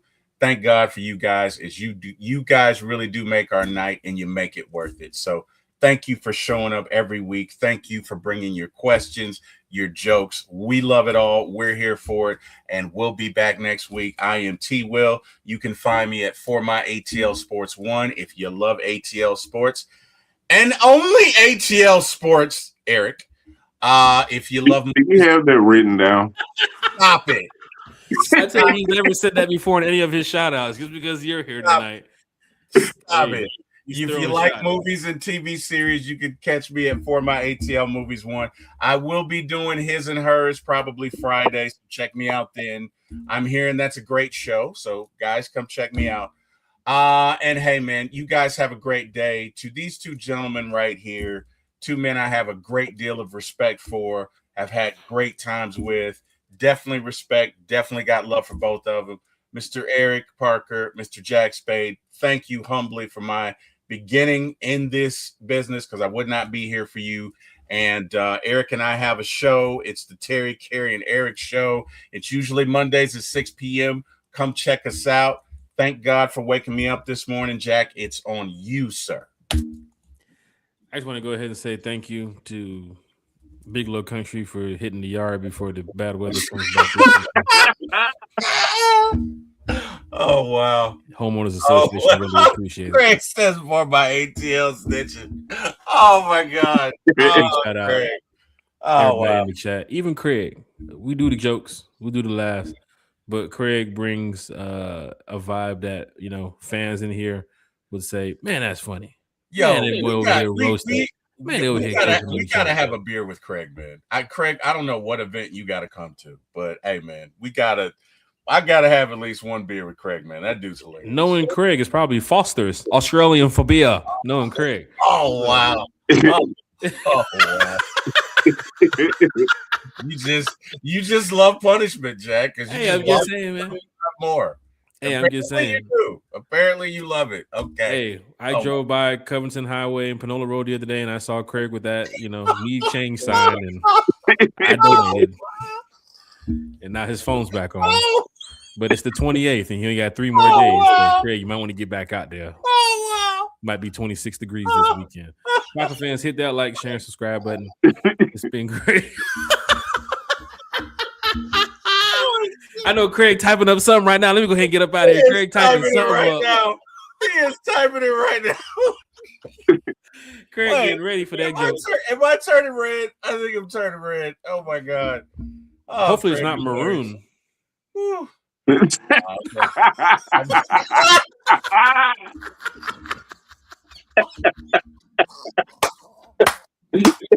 Oh shit. Oh, wait, Eric said it's the O'Douls.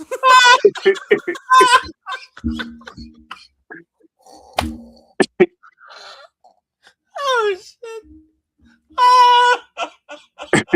Eric man, StreamYard is. Oh, StreamYard is streaming yarding. Oh man. Yeah, Eric said it's the O'Douls. All right, Falcon fans, look, we up out of here. Eric Parker's super fan special guest did a great job tonight. 2 hours and some change, almost going on 3 hours. I can't thank you enough. I told y'all when I first started up the podcast. Eric said he's turning crimson. He's turning crimson. You should have never told that joke, T-Man. You should have never told about that story. They're gonna pick you apart now. And you better not be seeing no Georgia Bama game at the Benz. They're gonna pick you apart. But yeah, Eric Parker, man, I told y'all the story when I first started the podcast. Oh boy. I had some ideas and thoughts of what I wanted to do. I didn't want to go live, didn't want to do the videos. I did audio in the first podcast with Eric Parker where I recorded a question, asked Eric the question, he recorded it, and then I put it out there, and I was just like, man, this is good stuff, but it ain't gonna be what I thought it was gonna be. Sure enough, a year and some change later, 2 years and some change later, now we're on this podcast now. T. Will, Carey, Bodie 3000, special guests, people jumping in, chat going crazy. DSGB Hall's in the chat. Carolyn's probably out back cooking steaks. So big shout out to DSGB Hall. You've been doing this for at least 3 years, right, Jack? Because you and I have been doing this podcast for 2 years together. Is it 2 years? Yes. No, is it 2 years? Yes, Jack. I started in February of 2024. We are in January of 2020. We've been doing this for 2 years, Jack. Dang. Real? It did not seem like that long. It didn't. How am I the only one that remembers this? You know how many? Because Bodie was when me and Bodie did it like. How am I? Who can't remember anything? Who I gotta get my wife to text me her grocery list. How am I the only one that remembers this? We've been doing it for 2 years, Jack. Just you and me, which means you may have been doing it for 3.5, 4 years. Man, I can't remember. I just know I'm having a good Damn. job. Wow. Here comes Craig again. There we go. There he goes. Jack's still unemployed and hosting book clubs at the shelter. Damn. Craig. Wow. Hey, man, Craig is like Tom Brady. You cannot leave him that much time on the clock, bro. John Brooks, man. What's up, guys? Smash that like button for Jack and the bro T. Will. Hitting the like button will help Jack save money to make his bootleg Wi-Fi better.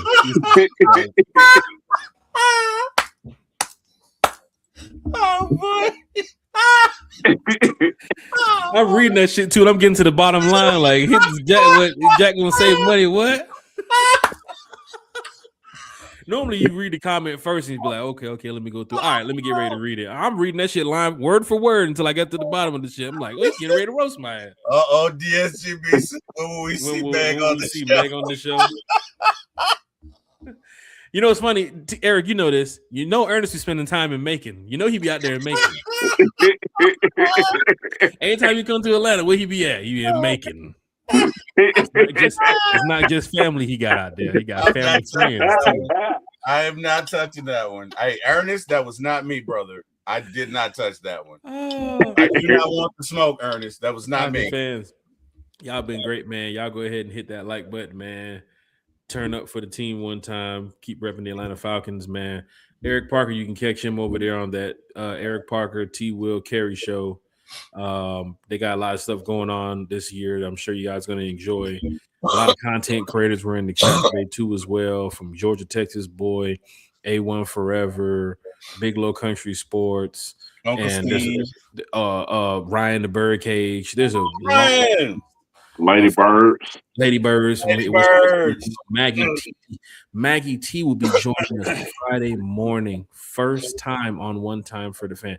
Maggie T will be joining us, talking Falcons football too as well. What's going to happen between now and Friday? Who knows? Look what happened yesterday. We didn't hear nothing about Michael Penix. And then today, what happens? News breaks about Michael Penix.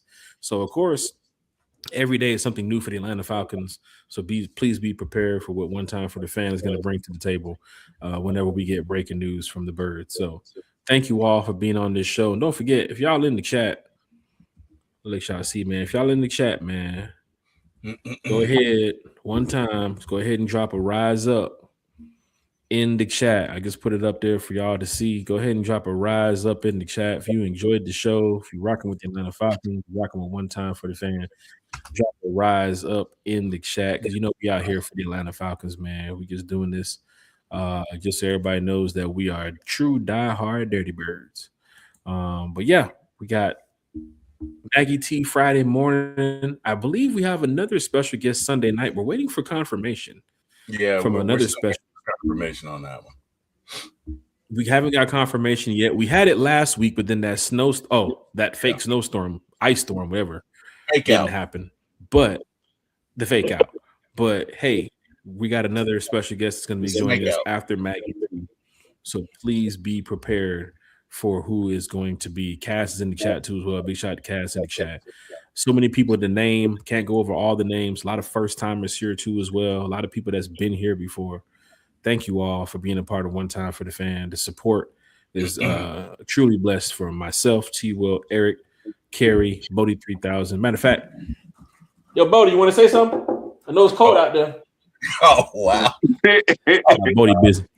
Oh, wow. Busy, this guy right here, man. He just gotta get that gravel up, man. The construction tomorrow. GSGB Hall says, Jack, you driving trucks too, or just washing them? Oh. Shit. Oh. And DSGB with the left jab. Eric knows DSGB Hall saying that with feathers laying all over the floor and stuff. Oh, wow. Hey, it's going down, DSGB Hall. It's going down the major way, man. Falcon fans, look, here comes Craig. No, Craig hit me with a good joke the other day. Craig was like, Jack, how was it when you first invented fire? This shit was funny as hell, dog. I was dying, bro. I was dying. Craig said Jack still got his first Model T car in his garage that we brought for a whole $3.